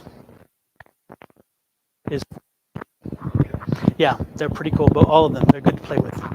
Yeah. Yes. Can you use your affirmation like a mantra? Yes, you can, and you should. You could use you can and you should use your affirmation like a mantra. And when I say every day at the beginning of the day, that doesn't mean you can only do it at the beginning of the day. When you're feeling rough or you're feeling frustrated, if you have an affirmation that's an affirming affirmation, speak it then. That's a good time to do it, because again, it's helping you through knowing that this is only temporary. Whatever you're going through is only temporary. And again, not only is it temporary, but that you are headed someplace else. And that's what the affirmations are about. Again, being headed someplace else. So it is a perfect time to use it, because you say, you know what? I am not this. This is not me. This is not where I will be. This is only temporary. So again, it helps us to, again, rewire our brain to not see it as a negative. And that's like when there are always situations where two things are reality. If I have a blowout and I run off the road, right? I pull off the road. Darn, I've had a blowout. I can't believe I've had to blow out my tire. This is going to set me back. Or you can say, you know what? I am so glad that the tire blew in a way that I could pull off the road safely. And two things are both reality. You can go to the negative and only see that negative, but you could also go to the positive and see the positive. And what I'm asking you to do is, again, rewire your brain. And when you start seeing the positive, don't be surprised if that's what you get back. Again, because you're only putting out the positive. I agree with what you were saying about putting out positive stuff and getting positive stuff back, because I've had bad days where things don't go to plan and I think these negative thoughts, and my day goes negatively. So, if you put positive thoughts out there, it'll be sort of the same way, but just positive, Mhm. So I do believe it affects a lot the way speaking out too, kind of saying, oh, this is not going to according to plan. And it's repeating that, like you said, it's speaking it out. So. Yeah. And it's fascinating in that point. It's amazing. If you ever had an aura photograph done, if you are in a funk, if you are not in a good place, you should go get an aura photograph done that day. And then when you're in a good place, go back and get it. Your standard aura photograph, when you're just in a resting place, is pretty damn impressive. But when you see the fiery colors in a day when you are not in a good place, your aura is, and again, that aura picks up that energy. This is the color of the energy I'm talking about. It shows it up in color form so you have a better appreciation. But what I'm saying is that you want to ever have something hit home clearly, do that. Get your baseline aura photograph. And then when you're having a really bad day and you're not in a great space, go get your aura photograph and compare them. And then come back to me and say, you were right about the energy. Because I'm telling you, your energy, again, you're emitting this. You can see it. It's coming from you. And so again, if you short wire that, you cut it short and say, you know what? No. I'm not going there. I'm not going where this is headed. That's not my space. I don't want to own that. I want to own this. I want to own something positive. I want to own something forward thinking. I don't want to do that. And all of a sudden, don't be surprised. Energy changes. And the aura changes, you go back to that very positive energy that is around most of us anyway. So, yeah, exactly. Any other questions? Do you believe in collective energy of affirmation? Like we all say your affirmation. Do you believe that gives it more power because we're collectively saying it? I believe not only in collective energy in that regard, because I believe that is good, but I believe it to the point where we have proven it. Like in our Tuesday meetings, we have a group on Tuesday. We get together online. Anybody and everybody is welcome, by the way. If you think you have psychic or mediumship abilities or any kind of abilities and you want to grow them, you're welcome to come in on Tuesday nights. I have a link. Send it a link. And we get together from all over the world. We have people. The last week we had people from India. We have people from Scotland. We have people from Ireland and people from England, and we have people from all over the United States, not just Phoenix. And we get together and we share collective energy and we practice and we do exercises to improve our skills. But the one thing that we do is that amazing. Some people who are just beginners, who if they were doing this alone, and they would not maybe have the energy necessary.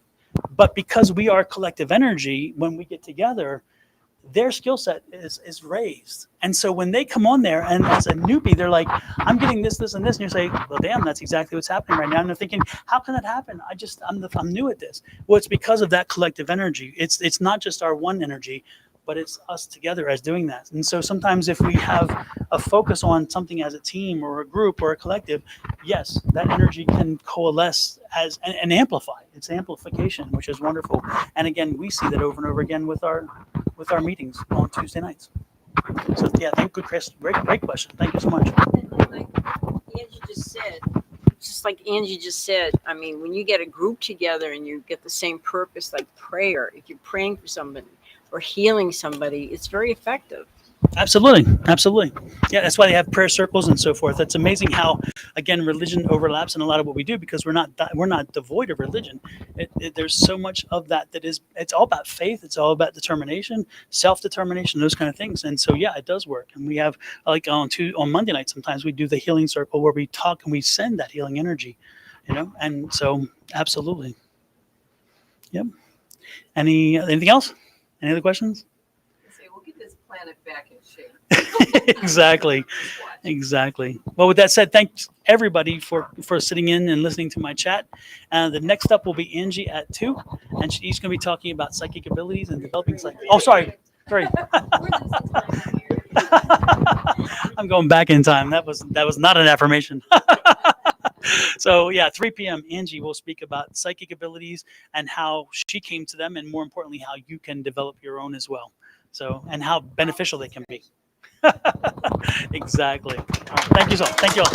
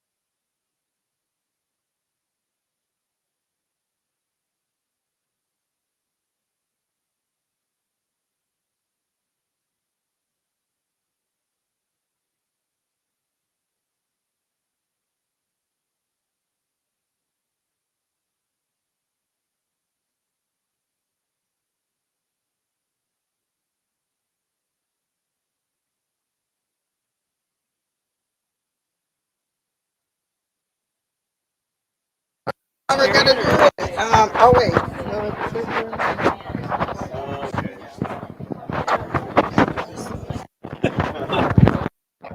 You can just carry it around if you want. Just hold this, put this here so it hears you.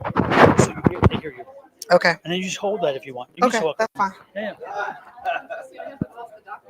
I really enjoyed your Thank you. really enjoyed it. Well, it's just so much fun to be in a room of do you really want to do that?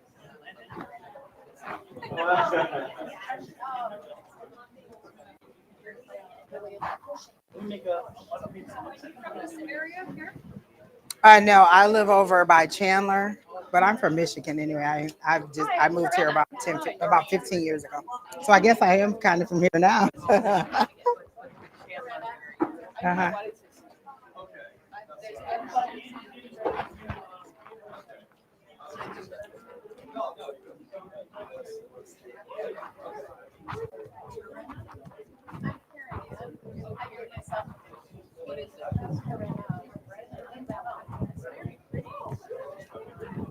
Thank my host father in Montreal. He always called me Kevin. And so just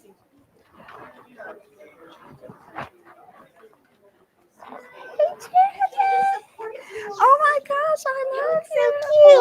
Guys, thank you. Thank you. Thank you. Thank you. All right. Okay, guys. I am going to talk about psychic abilities. I like crowd participation, and we're going to test your psychic ability today. So, just to show you how easy it is, I can go from A to Z about how it started, but I'll give you a little bit background for me. I probably started having visions when I was about 5 years old. Didn't know what it was. We were Baptists. Baptists, you don't really do anything like that. You don't talk about it. Religion does not see visions. You can have prophets, but I wasn't considered a prophet at the time. And I just remember how I remember it is one, going into places and being like, I've already been here before because I had seen it before. My mom being like, no, you've never been here before. You're 5 years old. I can remember having imaginary friends and now knowing as that I'm older, oh, my imaginary friends were me talking to spirits. And so that's kind of my introduction into psychic ability, but not knowing what it was, just kind of talking. I can remember talking to God. I can remember arguing with God as a 10-year-old. Like, you're making me say this because, in church they tell you God's thoughts, are above your own, and God, he helps you to realize this. And so I'm just like, oh my gosh, God, you're making me say this and this and that. And so my introduction into psychic abilities, I didn't even know that that's what I was doing. As I got older, the visions got stronger, the dreams got stronger, and I could see things happening before they were happening. I remember going to my pastor and saying, hey, I can see things that are happening from the future, that are happening in the future. Like, I'm really having these visions, I'm having these dreams. He tapped me on my shoulder. He recited Jeremiah 29:11 and sent me on my way, as in don't move forward, don't do anything with it. He didn't really know what to do with it, and so I shut it down. So most of my life was me shutting down my abilities. So the first thing I'll tell you is we all have the ability to receive information, and that's all you're doing is receiving. You're using all your senses to receive. So the first exercise we're going to do is you're going to figure out how you receive. Do you hear? Do you see? Do you taste? Do you feel? Do you just know? However it is. If I say what's 1+1, you just say 2. You don't even think, oh, well, I learned that in 3rd grade. That's how I know what 1+1. No, you just know that 1+1 is 2. You don't even question it. That's kind of how I see a clear knowing is. I just know that this information is what it is, and that's how it came for me. Okay, so the first thing we're going to do is I'm going to show you a picture. Oh, one of the other things I would tell you is you always want to have your vibration raised. The spirits are up here. If you're down here in a low place, you want to raise your spirits. I wanted to play Diana Ross, I'm Coming Out, because that's one of my favorite songs, and I could just imagine myself twirling. But YouTube and Facebook will be like, hey, take that down. You got the copyright. So just know that Diana Ross is playing in my head. And if you see me twirl, That's why, because I hear Diana Ross. So that raises your vibration, something funny. So always try to raise your vibration first. The whole time that I was coming over here to do this, I was calling in my guides. I called in my mediumship guides. I called in my ancestor team. I called in my higher power. I called in my higher self. I told all of them, you're all welcome to help me to meet whoever I am going to encounter at a level that they can receive the information. Because sometimes you can sit down in front of people and they're not ready to receive the information. So I always call them in immediately or throughout the day. Like I knew we were having this event. I've been calling my guides in all week. Okay. So the first thing we're going to do is an exercise. So I have a picture here of someone, and I want you to look at the picture, and I want you to tell me. We're only going to do it for a minute, because if I give you more than a minute, you'll second guess yourself. You'll be like, well, is it this? Is it that? No. Tell me. I want you to realize what you see, what you hear, what you feel, what you encounter. Tell me if you think this person is alive, if they're no longer alive, if they're married, if they have children, whatever information you get, and do not discount anything, because everything you receive makes sense. Okay, it may not make sense to you, but it may make sense to the person. I remember one time I was doing a reading for somebody, and I kept seeing a pumpkin pie. I kept seeing pumpkin. I said, what does pumpkin pie mean? Oh, my grandmother used to make pumpkin pie for me. It didn't make any sense to me, but it made sense to that person. So whatever you see, hear, feel, touch, remember that. So this will let you know how you receive your psychic ability. So I'm going to give you 1 minute. And what images do you get from this person? When you see this picture right here, what do you get from this person? What do you think about her life, where she's at now, what she could be doing, how her life could have been, just whatever information you receive, and note how you receive it. And I know this person personally, so I can tell you all the information. Like, do you think that she's older now? Do you think she's younger now? Do you think that she is, a mother or not a mother? What occupation? What is it that you get? All that information makes sense, and I want you to be mindful of how you receive that information, because that's all your psychic abilities. How do I receive it, and then how do I interpret it? Okay? So that's been about a minute. All right? So first thing is, how many people think she's married? Does anybody think that she's married? Did you get that vibe? Does anybody think that she has children? Did anybody get that vibe? You did get children. What made you think children? Was it something that you saw or felt? No, just that I pictures that she's had children. Yeah, she's had children. Okay. 3. Okay. And how did you associate the 3? As in, she's the third child, she has 3 children. Okay. Okay. All right. And then anything else? Did you get anything? Anything? She's college or graduate school. I saw her writing. Mm-hmm. She's doing something with writing. I saw a dog. Okay. School. Okay. Education, sports. Okay. Okay. Anything else? Anybody else get anything else? So did you hear these? Did you see these? Did you feel these? How did you receive the information in order to say, you know what, I got education? Did you see books? Because when I'm doing a reading and I get education, I see books. Or I get the Hierophant, which is traditional institution. So how did you get education? You saw her writing. What did you get? It just came. How did you get education? I just felt from her that she has pursued a helping career. Okay. And how did you get education? Okay. She did. That was her graduation picture. She was graduating from college. And this is what we held up at her graduation when they called her name the roster. So there was a whole sea of her pictures. She's my niece. Everybody thinks she's my daughter. She's my niece. Yes, she's my niece. And so she is I'm not sure where the 3 comes in, because she doesn't have any children. She is the oldest. She's our first niece. She's the first grandchild. She just looks like an achiever. She is in the military, so that would be the active. Somebody got athletic. Yeah. She played basketball. She did soccer. She went into she's in the Army Reserves right now, so she is very athletic. She does hiking. She does stuff like that. Any other thing that you guys got from her? Big. Oh my gosh, she is the most giving. Yes, big heart. She is giving. So all of those. That's basically that's what your psychic ability. Your psychic ability is just receiving information and processing how you receive the information. And then it'll just continue to go on. I was doing a reading today, and I was telling somebody one of the first things that I remember in as my abilities progressed was when they wanted me to understand water, I would get a salt taste in my mouth. That meant ocean.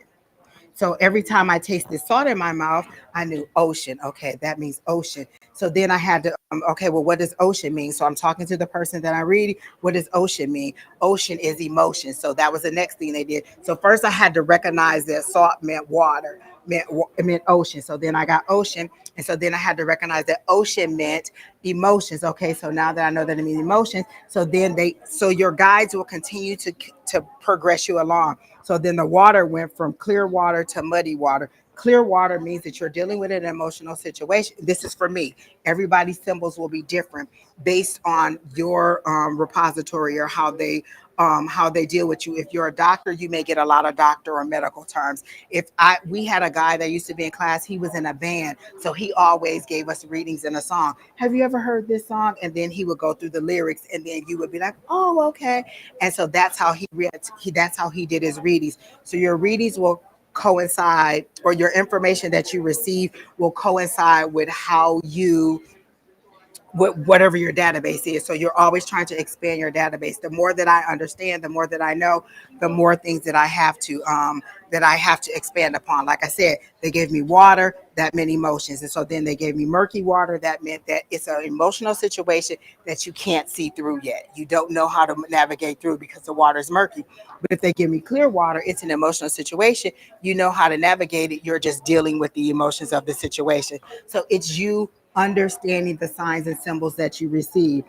All the things that we have, the cards, the pendulums, all those are just tools to help us to understand the information that we receive. And for me, one isn't better than the other. And hearing isn't better than seeing, isn't better than just knowing. They all build on each other. And as you master one, you may receive others. Like some people want to hear. I'd be like, look, no, you don't. My guys never stop talking. I'm like, yeah, yeah, yeah, yeah. I get it. I get it. I get it. I get it. Sometimes you just want them to be quiet because my guides talk all the time. And so when I say guides, sometimes you'll have guides that are personal to you. They only communicate with you. Sometimes you'll have the God source. And then sometimes you'll have your ancestors that are communicating with you. You'll learn to recognize each one. For me, they all sound different. Sometimes I can see them. If it's your loved one, as in mediumship, like Miss Susan was talking about earlier, then I see that person, or I feel their energy, or they show me pictures and I say, this is such and such. Or I say, I'm seeing a lady, she's this, she's that, she's saying this, and they'll be like, oh, this is my grandmother. So then you'll know that that's where you're receiving. Psychic ability is all about receiving and interpreting information. You're not it's not any special phenomenon. Everybody can do it. It's just you tuning in. And once you tune in, have you ever been somewhere and you heard your name and you're like, who said that? And you don't see anyone? That's your higher power calling, trying to get your attention. That's them calling you to say, hey. Once you acknowledge that and you're like, wait, I heard that. I heard that. It's going to get stronger and they're going to keep on going because now they got your attention.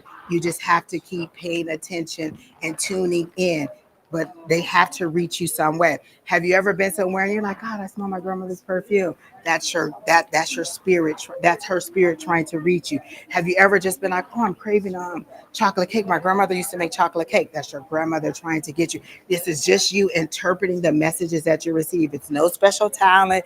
It's not that you're doing anything. The first thing I would tell you if you want to develop your psychic abilities is to get a tribe, to gather with like-minded people so you're not the only one. And you're like telling Susie, oh, yesterday I dreamed about a three-eyed monster, and he was telling me to go to the church to go drop off $100. And she's like, what? You dreamed about it? Because she's not like-minded. She hasn't opened up to that. So you need people who, you come to me and you say, I dreamed about a three-eyed monster. I'm like, oh, really? What did he tell you to do? What did he look like? How did he sound? So I'm going to question you on it because I believe in it. So you need like-minded people who help you to understand what you're receiving. We have a Tuesday night class at 6 p.m. Pacific Standard Time. It's through Zoom. You put your name on the list. We'll send you the Zoom link. It's private and it's free. And we just practice. We just encourage you and teach you how to, not even teach you, just help you to understand how to recognize the symbols that you receive. I have one friend, she's very good at recognizing domestic abuse. She'll taste the blood if you had a bloody nose. She'll get your headache if you had a headache. She'll feel your pain. The first time my guys gave me a heart palpitation, I thought I was having a heart attack. They wanted me to know that that's how the person died. I told my guys, hold on, next time you want to do that, you need to tell me that you're going to give me that. I thought you were trying to kill me. Slow down. What is going on? So, like, give me a warning. I need to know that that's what you're doing, that you're telling me that this is how this person died. I was like, hold on. Am I coming to join you, Elizabeth? That's a Fred Sanford reference for all of you who are too young. But you have to know, and this is you communicating with your guys. Sometimes you'll see me kind of look off to the side, or you'll see somebody look off to the side because they're conversating with their guide or their higher power or whoever. And don't get caught up on the terms. My guide, my higher power. Don't get caught up on the terms. It's just you receiving. It's just you interpreting the energy. I always tell people energy is not created or destroyed. It just changes form. So your loving grandmother, she's no longer in her physical suit, but her energy is still around to communicate with you. She can still come to you in the movies. Have any of you ever seen the movie Acrimony? The Tyler Perry movie where it was a guy who was doing an invention and he wasted he was married to this girl. He had this invention about this battery. And all these years, he wasted all this money. She lost her parents' house. They got a divorce and all this stuff happened. Finally, he makes it. He gets it. So I'm reading this guy and I'm like, why do I keep seeing Acrimony? Why do I keep seeing Tyler Perry? He was an inventor. His aunt was sending him was giving me acrimony because she wanted to encourage him to submit his invention to whatever company he was trying to give it to. So I had to understand the acrimony. I had to first receive, okay, acrimony. What does acrimony mean? Oh, that's my aunt's favorite movie. Oh, okay. So why is she sending me acrimony? I said, okay, acrimony was about an inventor, blah, blah, blah. He said, oh, I have an invention. I said, oh, okay. All right. So this is you communicating back and forth with your person. This is why I like to talk live versus doing a card reading that is recorded and given to you. So you have to interpret the messages. Had I not said acrimony and knew about the invention, we could have got stalled and he could have been like, I don't know what that is. But he was really connected to his aunt. So when I said she's showing me acrimony, he knew, oh, she wants me to submit my invention. And that's where that was. It's just you interpreting the information that you receive from whatever source that you're getting it from. And so then a lot of times people will be like, oh, I'm afraid I'm going to be connected to a negative energy. You set the tone for what you receive. Sometimes I'll be in my house. Okay, when I first got started to like see spirits, one day I was at home by myself and my son wasn't there, and I saw a spirit. I said, oh, okay, let me tell you this. You can't be here while I'm alone. No, I don't know what'll happen while I'm alone. So the only time you can come is when like my son is here. So once I got comfortable with seeing them, now I'm okay with them coming. But you set the tone. You tell them you're welcome to come into my space or you're not welcome to come into my space. Every time I receive a new spirit or a new ability or something, I say you are welcome into my space if you are from my highest and greatest good. You're from pure positive gold Christ light. I set the tone as to what I want to come in. You can also set hours as to when you receive. I don't want you to come into my bedroom. I don't want you to come into the bathroom. I don't want you to come after 9 o'clock. It's you setting the parameters. You're not going to receive a negative spirit or a harmful spirit if you set the parameters, if you protect yourself. If you're really that scared, just get a crystal. Like I usually tell people to get black obsidian and carry that, and that'll absorb negative energy for me. One of our other people, this is why I tell you to get a tribe, Miss Levita back there, she gave us an idea that I had never thought of. She said, you could take a crystal and you could take negative energy and put it in that crystal like you're putting it in a holding room. What? I can take negative energy off of me and put it in a crystal and put it in a holding room, and I don't have to carry it with me. And then I can set that out to clear that energy off of that crystal, and then it's gone away. I can put it inside a box. I put all kinds of people inside a crystal. I have a crystal that just holds people that get on my nerves. This person's getting on my nerves today. Let me put them in that crystal over there. You decide where you want to put these in. Is there any questions? Oh, I forgot to tell you, you can ask me any questions anytime you want to. So feel free to ask any questions along the way about anything that you have questions about. So do we have any questions right now? About anything, no questions? Okay. So then the other thing I have about abilities is say whatever you're receiving. A lot of times we'll get, well, that doesn't make sense. Why would I say, but my sister was getting a reading and somebody kept seeing bubbles all over the place. And they were like, why am I seeing bubbles? They were afraid to say it. And she was like, oh, yeah, I want a bubble machine. Why would an adult want a bubble machine? It was just something that had came up in her reading about bubbles. Never ever think that what you're saying doesn't make sense. You have to say whatever it is because it makes sense to them. You don't know why this person is telling you this information. You don't know why the higher power is telling you this. And one of the things I used to be afraid of is what if I tell them this and then it doesn't come true? And then they're mad. So my higher power said, as long as you say it exactly the way that I said it, there's no consequence. If I tell you to tell Jim to quit his job and open a Pizza Hut, that's what you say. Quit your job and open a Pizza Hut. You don't say, well, you might want to beef up your resume and then kind of look for another job. Have you ever thought about opening a business? That's not what they said.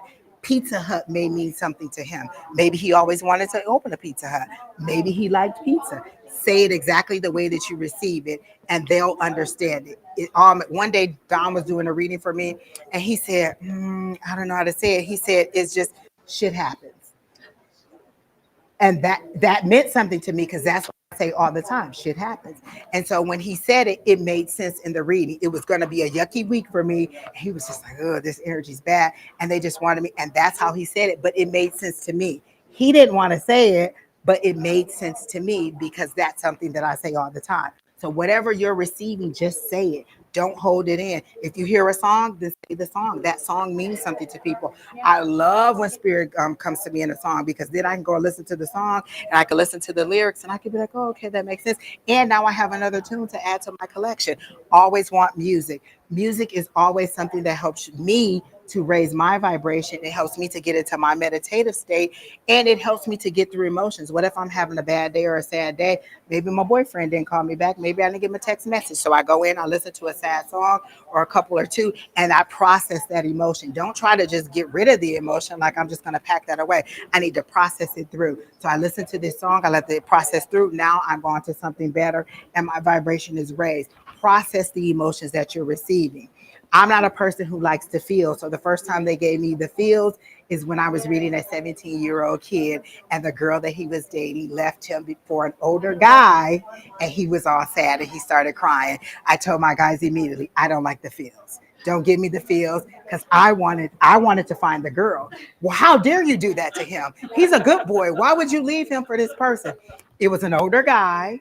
It was the older guy ended up being scummy and just wanted sex.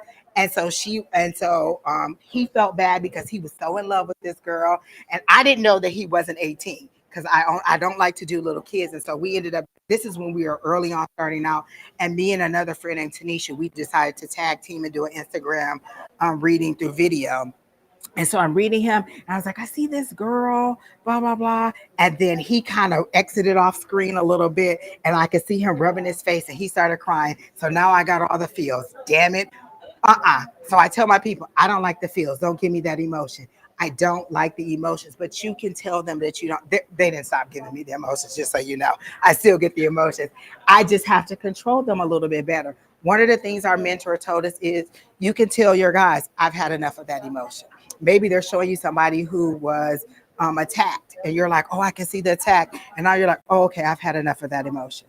You just tell your guys, I've had enough of that emotion. I get it. I understand. Or show me a different way. There's been a time I've been given a reading and I'm explaining it to them and they don't get it and they don't get it. I'm like, show me another way. So then they give me another way. You control the amount of information that is coming to you and how you receive the information. So you decide how you want to receive it. Show me, speak to me, tell me, what does that feel like? What does that taste like?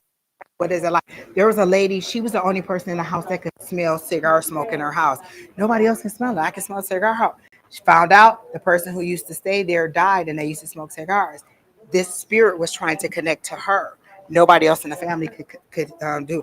Don't think that you're crazy. You may be a little bit, but don't think that the information that you're receiving means that you're crazy. Just receive it and then work through it. You're not going to always know what everything means. One of the things that our mentor also told us is that understand what you're feeling. If I'm doing mediumship and it's going to be someone's from the mom side, I get a pain or I get the feeling on my left side. Left for me is lady. That's how our mentor also receives it, but it may not be the same for you. Somebody else, it could be their right side is for the mom. So pay attention to what you're feeling. If you started a reading, you were in good spirits, and then you got a headache, you can ask them, do you have a headache? Were you having some kind of sinus issue? It may not be yours. Don't take it on as yours.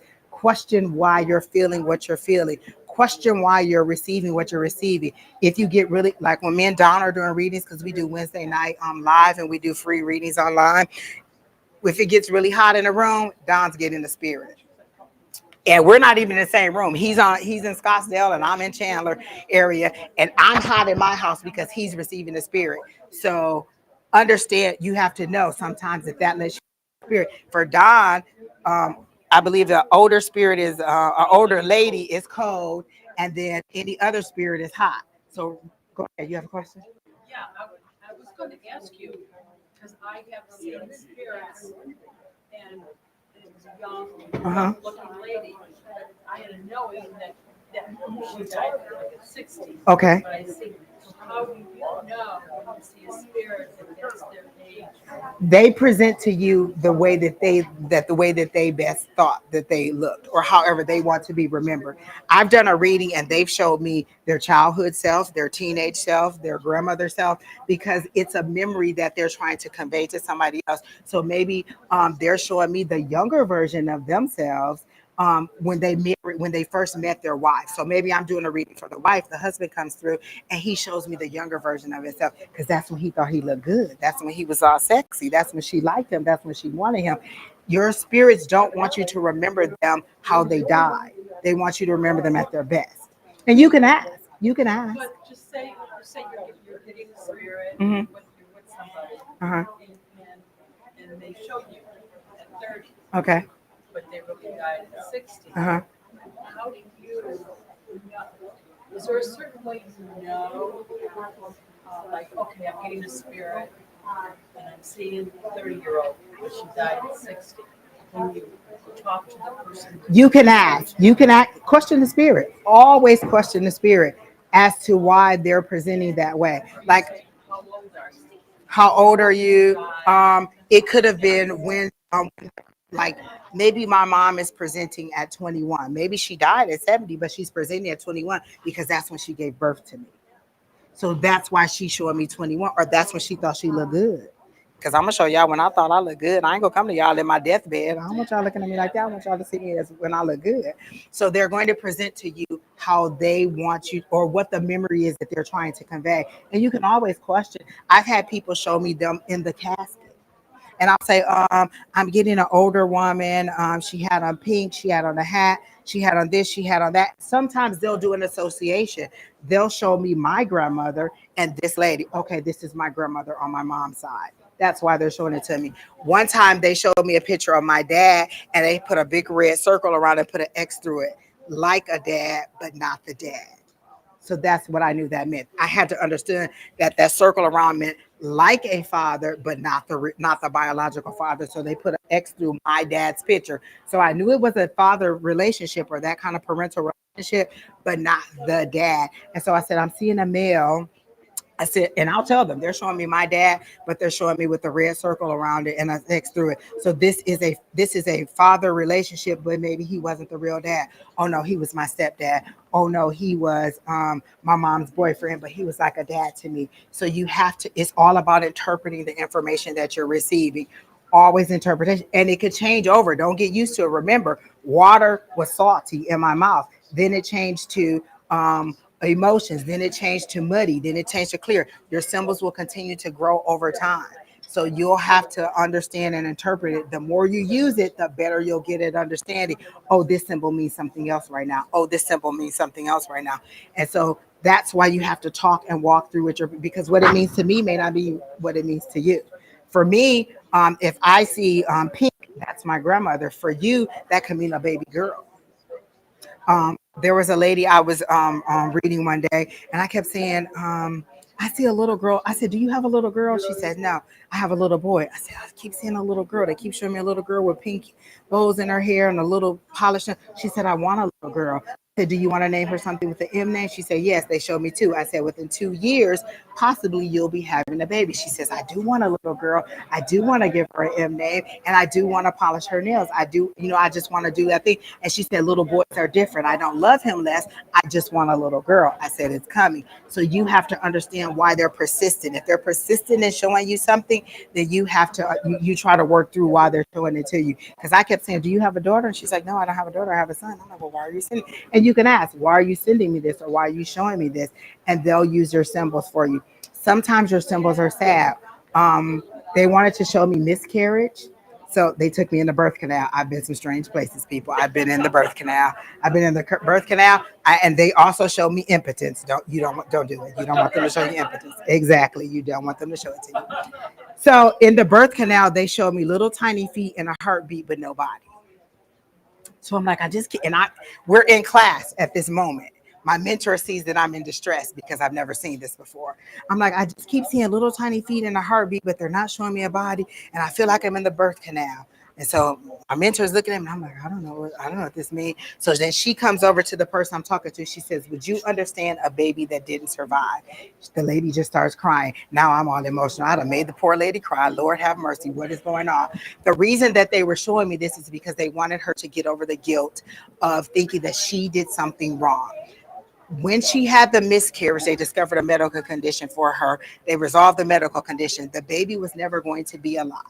The baby was there so that they could discover the medical condition. She got pregnant. She lost the baby. They discovered the medical condition. The whole purpose of the baby was so they could discover the medical condition. But she was still guilting herself over what could I have done different, and they wanted her to know. But then I think Donna latched onto that same reading, and we found out that the baby was with the grandmother. Correct. So group reading. We all were in this group together, and then Don called onto the injury and said, oh, well, the baby looks like it's with the grandmother. So all different people can see different things. And you have to understand the symbols that you're getting. So now I know if they show me tiny feet, if they don't show me a body, that means a baby that didn't survive. I don't like it, but listen.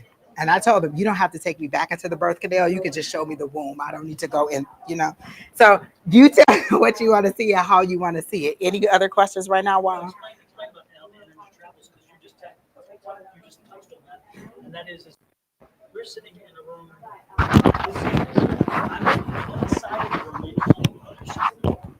And yet I can be reading for the person that she's sitting in front of and not even knowing it because our energies connect. So you sometimes will connect to people's energies, like we connect in that way. And you're reading and the person in front of you is like, no. And then you, yeah, it's over here. Oh, and me and Don are so in tune with each other like that. Like, oh my gosh. Can you talk about the idea of advice giving? Advice giving. Yes. One of the things that our mentor has told us, and I have practiced, is never tell people that they're going to die. I don't tell people that they're going to die. I don't tell people to get a divorce. I don't tell people to get a divorce. If I see that there's a situation where it looks like I've seen a divorce decree, and I'll be like, are we having some relationship problems? The first time I got the impotency thing, I was like, are we having some relational problems? I don't tell people to get a divorce.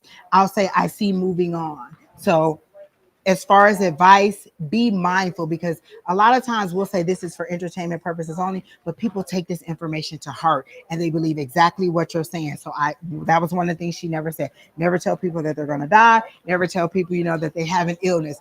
Go see your doctor. I see some trouble in your stomach area. You should go and check with your doctor.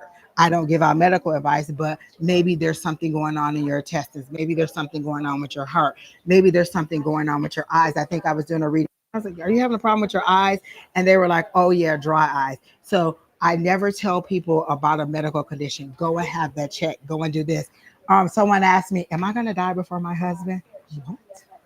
Or no, is my husband going to die before me because I'm waiting on him to die so that I can. What? Oh, okay. And so I'm like, you're caught in the moment and you're like, well, I see you living a long life. I don't see him next to you the whole time, but I do see you having a fruitful life, single. I'm not going to tell her that, yes, he is going to die. I don't know. things change. And also remember that you're telling them something at a moment in time. If I tell you to quit your job and open that Pizza Hut and then you don't do it, and you're like, well, I never got the Pizza Hut. Did you quit your job and open the Pizza Hut? You have to have action on what it is. You have to do something to make it happen. You can change the outcome. I'm just seeing a moment in time. If I say that you're going to, like we've told people, like you might want to get your tires checked, and then you don't get your tires checked, then you have a blowout, and then you're on the side of the road, and you're like, dang, he told me to get my tires checked, and I never did. You could have prevented that had you got your tires checked. Sometimes it's preventative for you. Sometimes it's to move you somewhere else. Someone told me that they were in a car and that their mom grabbed the wheel to keep them from getting into an accident. It's possible. You receive in all different kinds of ways. It's just you being open to receiving and saying it's okay for that person to come in or for that to come in. Like a lot of times I'll hear like I'll see, and this is so weird for this to be my grandmother. You know the Michael Jackson video of Billie Jean where the sidewalk lights. If I see that, I know that's my grandmother. It's the yellow brick road for her, and she's showing me how to get to money. That means that I am focused too much on money or lack of money. And she's like, I'm trying to show you how to get to the money. So I see it as the Michael Jackson steps. But I had to figure out that that's what that was. She's trying to show me how to get to the money. You have to interpret what you're receiving. So just understand that you may not understand what it is that you're receiving, but kind of talk through it. Why would she be showing me these Michael Jackson steps? Okay, that doesn't make sense. And then every time I see, and it may take you a couple times of receiving that. Like the first time I didn't get it, like Michael Jackson, I just wanted to go and listen to Billie Jean. I didn't know what the heck that means. So then the next time I hear it, okay, now I notice I was thinking about money again. I was thinking about bills that had to be paid. Okay, so then I was like, okay, then my grandmother. So if I see 221, that's her old address. That means my grandmother's trying to contact me, or that I am feeling unsafe, or I'm feeling insecure, or I'm feeling that I need some kind of love, because everything goes back to my grandmother's house. That's where I grew up. If my dreams take me back to my grandmother's house, that means that I'm not feeling safe and secure in my waking life, and I need to figure out what's going on. And so that's her trying to comfort me. Any other questions? You look again. Yes, ma'am. Okay. So when I do a reading, I Mhm. always feel it in my body. Okay. Like I did a missing person, and I actually was like about to throw up. Anyway, so it's a two-part question. Okay. One, do you have to do a protection for when you feel it in your body? And two, how do you know? Because sometimes I'll be like a couple weeks ago, I'm like, I feel something in my mouth, and it was suicide, but I didn't know why I was feeling this. So kind of. Okay, one. Remember I said I told my guys I don't like the feels. That don't mean they stopped giving me the feels. I just had to learn how to control them, or to tell them I've had enough. So you were like, oh, okay, I feel like throwing up. What did that mean to you when you wanted to throw up? Why were you wanting to throw up? What did you discover that meant? I felt like he got beat up in the alley. Okay. And I was going through it. Okay. So then you can say, show me a different way. I don't understand what that means. Show me a different way. So you tell them, okay, I'm feeling nauseous. I'm feeling like I want to throw up. But say this to your person, because they may understand he was throwing up blood. He got beat to the point where he was throwing up. So say what you're feeling. All of a sudden, I'm feeling like I want to throw up. But when you feel it in your body, do you ask, What that means, yeah.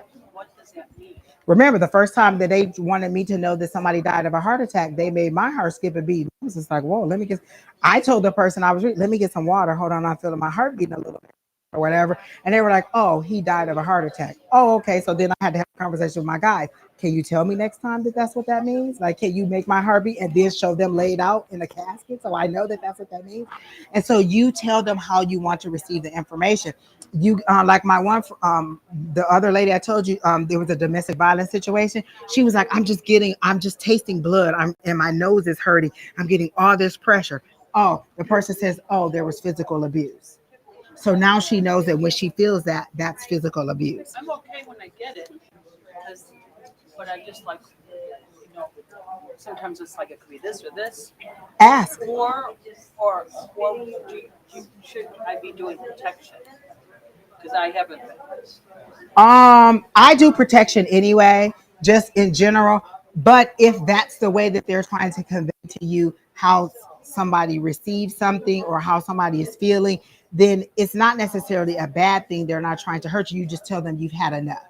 Like, I've had enough of that emotion. But you can say, you know what, don't give me any physical symptoms. You can tell your guys I'm that. okay with it. I'm just wondering if I But should. I always do protection. I Anytime know. I'm going to, we learned in our class, you can imagine a bubble in your hand and you just spread it over your body all the way from head to toe and push it out as far as you want. The only thing that's in your bubble is you and your guys. You don't let any negative energy in. You don't let anybody else's energy in. So you put yourself in that bubble. Some people will take crystals with them. They'll have a crystal that they're holding while they're doing the reading or around them. I'll have the selenite wand with me sometimes when we're doing live readings because I need to clear my energy, and I'll just tap it against my forehead to clear my mind. I'll wave it in front of my face, to clear myself. I'll tap on my cards to clear the energy. I'll I'll just say, I've had enough of that. Let's move on. Let's clear the energy in the space. Some people do sage, some people do Palo Santo. You decide how you want to clear your energy or what works best for you, because what works for me may not work for you. We're all individual and we're all going to clear our energy different. Some people are like, oh, let me just get a glass of water. Let me just get a little bit of water to clear my energy or to hydrate myself. Always remember to hydrate yourself too. That makes you more receptive to it. If you're dehydrated, you're not really able to receive. So that's one of the, and it takes a lot out of you. Mediumship drains you a lot. Psychic abilities drain you a lot. So you have to stay hydrated in order to be able to receive. It tires you out. Sometimes a lot of us are hungry. Like, we'll get done doing a reading. Like, gosh, I'm starving. That's energy that you're exerting to contact these people or to get in touch with these energies. And I always ask permission before I tell you something. Have you, like, I've been somewhere and they've been like, tell this person such and such. I'm like, oh my gosh, I gotta go and walk up to this person and tell them blah, blah, blah, blah, blah. And so I walk up to them and I'll be like, excuse me, is it okay if I tell you blah, blah, blah? So you have to get permission. Don't just go blurting out, listen, your grandmother's here and she wanted to know. Maybe you're not ready to receive your grandmother. So make sure that you get their permission before you do it. A lot of times we'll get love readings when we're doing live and they'll be like, I want to know how he feels about me. I do not tap into somebody's energy who's not there. If he wanted you to know how he felt, he would tell you.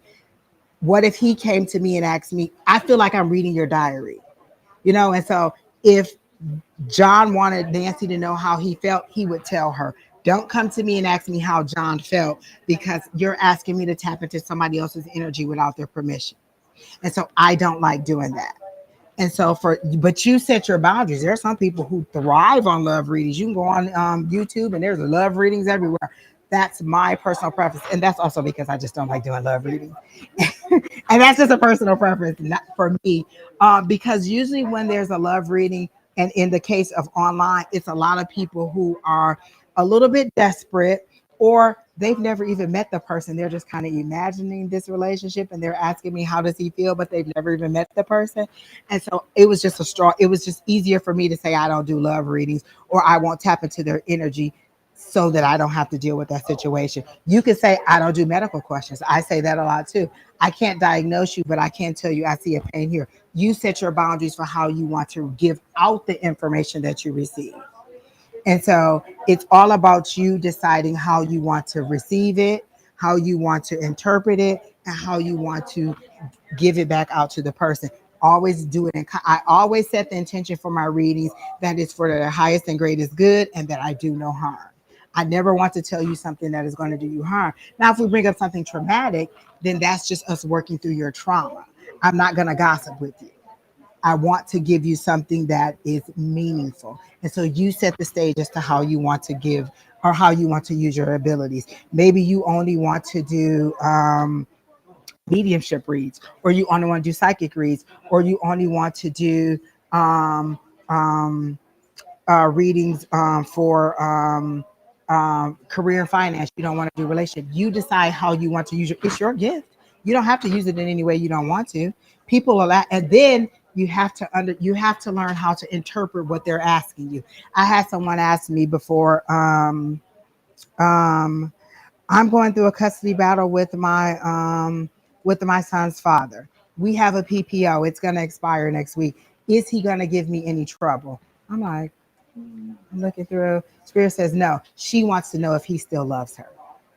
I had to interpret from what the question she asked. She wanted to know, even though there was abuse in there, does he still desire her? Does he still want to be with her? So what she said was, is he going to give me trouble when the PPO is done? What she meant was, does he still want me?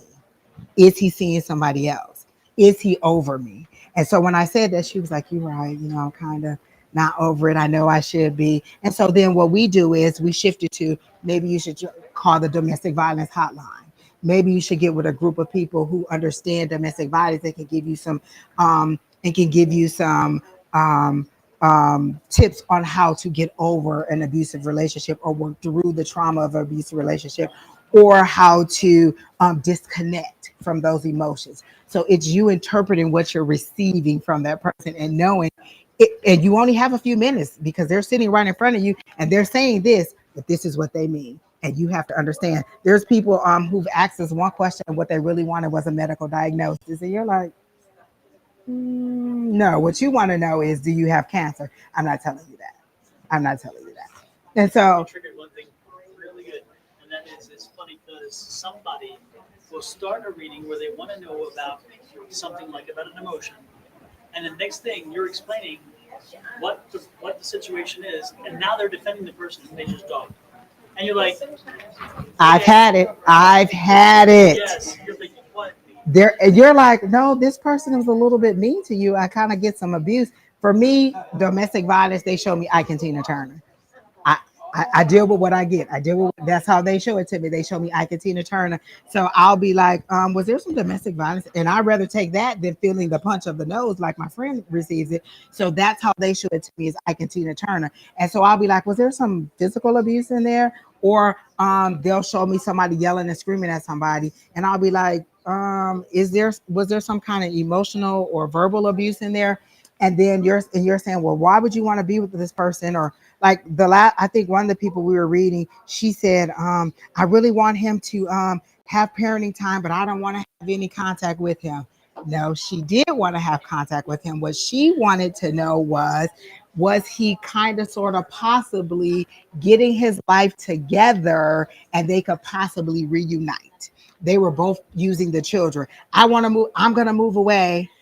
So she'll tell him, I'm going to move away. He'll say, no, I want to see my kids. You better not go anywhere. So he was using the kids to say, you better not leave. And she was using the kids to say, I'm going to leave. But it was basically just to stay connected to each other. They were both using the kids, but you have to interpret the information and you have to be nice about it, because people will start defending. Well, he's not like that. And he's this and he's that. But you just told me that there was domestic violence and you have a PPO. For me, that's the end of it right there. The judge broke us up. As soon as I had to get the PPO, it's over for me. I don't want to be with someone who's doing it. But again, you have to understand the trauma bond, the abuse, the law. And so you have to be nice. And so we keep that domestic violence number on the ready. Maybe you should contact the domestic violence situation. Maybe you need something that is beyond the care. You don't necessarily need a reading. You need to get with some people who will help you work through the trauma. A lot of times we're just a resource to somebody else, or to help you to get something else, or to help them to realize. I've been on it and they were like, you know what, you're right. And they realize in that moment, I should be thinking better. I should be thinking more highly of myself. And so sometimes we're just interpreting things that they already knew, but gave them confirmation on. And then one more thing. People you read for, you got to be ready for them to be liars. Because you may have brought up something that they're not comfortable talking about, or they're comfortable, but they don't want to be totally honest with it. And so when you're saying, my symbols are saying this, you have to have the confidence in what you're reading and what you're getting, and just stay to it and say, well, that's what I'm getting. I understand that, but this is what I'm getting. And then leave it at that. You don't have to push it any further, but they know that what you got is right.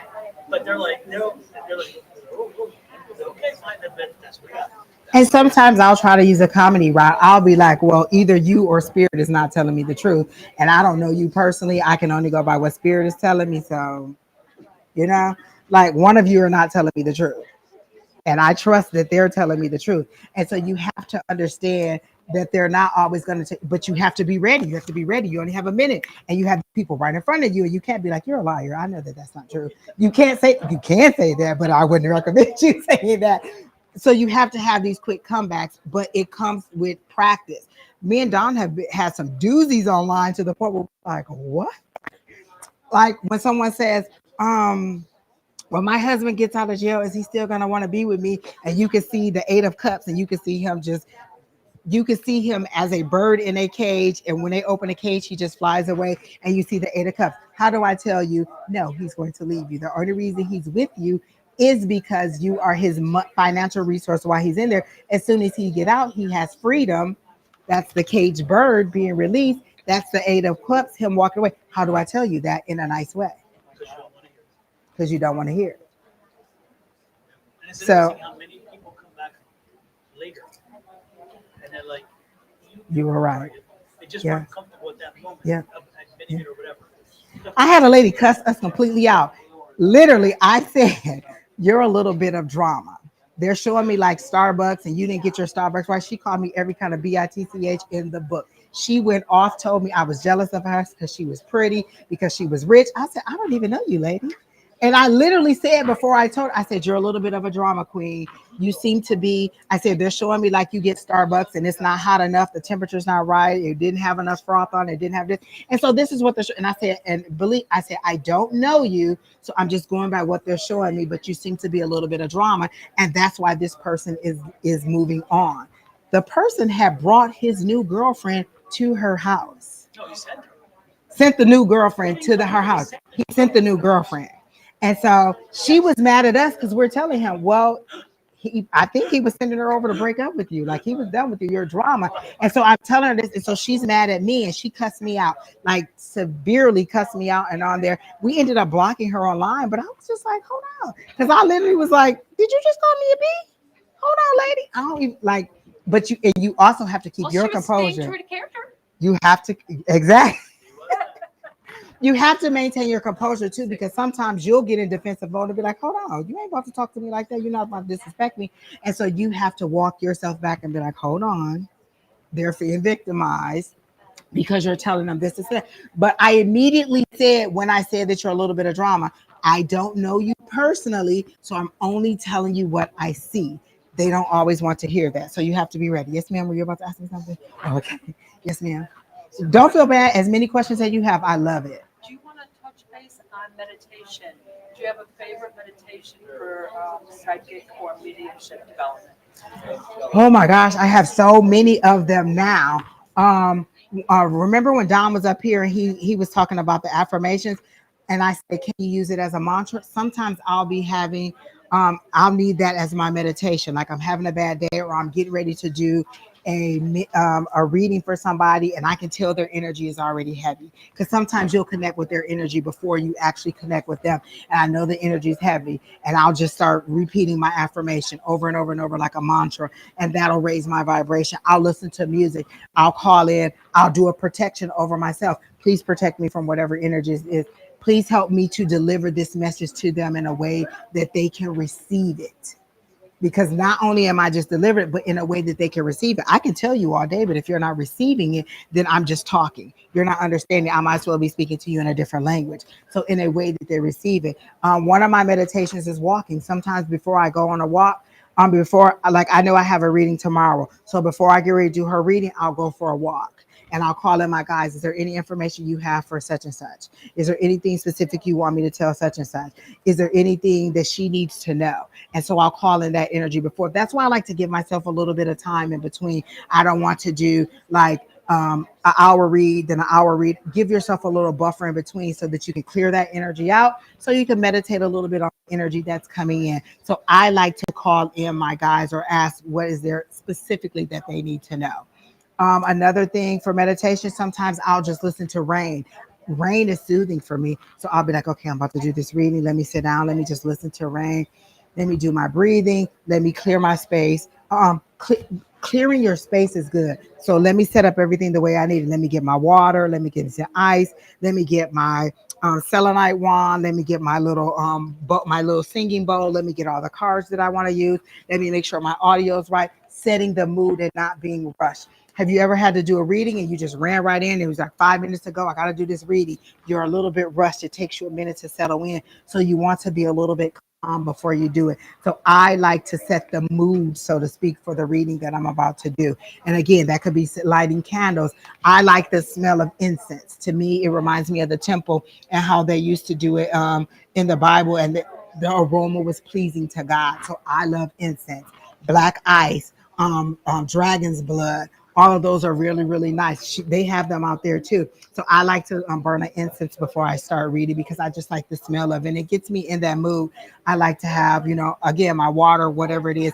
I don't like to have a lot of sugary things because, again, sugary things dehydrate you and you also have to use the bathroom. The last thing you want to do is be ready to go to the bathroom and you're trying to do a reading or, for God forbid, have to.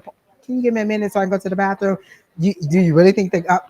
And when the information comes to me, the spirit guides are just boom, boom, boom, boom, boom, boom, boom. I usually tell people, look, you can record this or listen fast because when it comes to me, my readings are super fast usually sometimes because the information is coming so fast to me that I'm trying to get every single word out to you. I usually only pull cards for my sitter because they like to visually see. My guides show me the cards. That's another tool for your abilities. When I first started trying to learn the cards, I was frustrated because I couldn't memorize all 78 cards. I what does that mean? What does this mean? I can't remember. So I was more frustrated with the cards than using them for them. But one of the things we did in class was she used to give you a card and then you hold the card. And then when it's time to read, you give me the card and I just hold it and read the energy off the card. I don't even look at the card. I just get the energy off the card.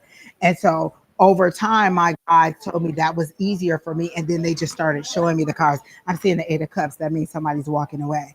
That means that something is over. That means it's time to move on. This is an emotional situation.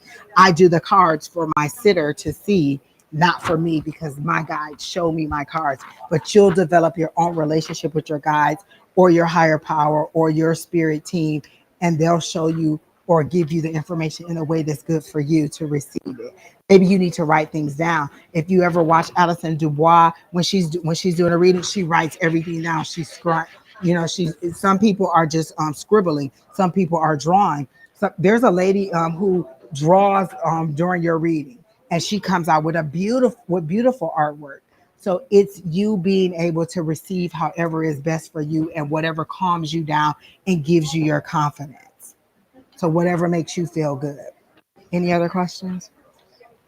Yes, ma'am. So something that I've been doing for a while now is I say to myself when I start feeling bad energy, I say, okay, I reject any and all energies out of my own making, not for my highest and greatest good. Exactly. And then something else I picked up is to say that I set the intention I only connect with my spirit guide, my spirit teams.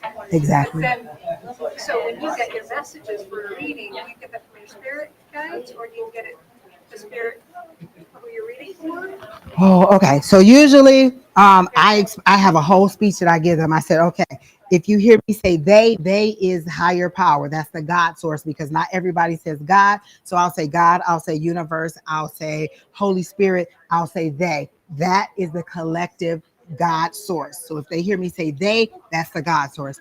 If you hear me say it could be your ancestor. So I welcome their ancestors in. Like I said, before the reading, I call in everybody. I call in my spirit guides. I call in the God source. I call in my higher self because maybe there's something in my higher self, which for me, my higher self is different than my God source. That's a different energy for me. And they all appear to me different. They all speak to me different. I receive them differently. I call in my ancestor team. I call in their ancestor. I call in my ancestor team for protection because when I call in my ancestor team, they all show up in a semicircle around me with the shield. So I call in my ancestor team for protection. You use your own protection. That's my protection. That's how I call it. So when I get ready to do the reading, I say, okay, like on my way over here, I knew I had to do readings. I said, I call in my God source. I call in my higher power. I call in my ancestors. I call in the guides of the people that I'm going to read so that they can receive the information. I call in all pure positive energy from the God source. That's what I say. So I ask for pure positive. And then when you get ready to start the reading, you can put the bubble over you and say, I repel any energy that is not of the God source, or that is a negative energy, or that is a demonic energy. I usually don't say the word demonic because I feel like if I say it, then I kind of acknowledge it. So I just say negative energy, but that's your choice to say how you want to say it. And so again, you receive from who's ever available. That's why I don't really like to say I do mediumship readings, because you'll come in and you want dear old grandmama to come talk to you, and grandmama doesn't want to talk. Your uncle on your dad's side is there, and that's not who you want to talk to because he was mean to you or he was strict or whatever. So I tell people I'll give you a psychic reading, and if someone from deceased comes up, then I'll do it. Some people are able to just slip right into mediumship.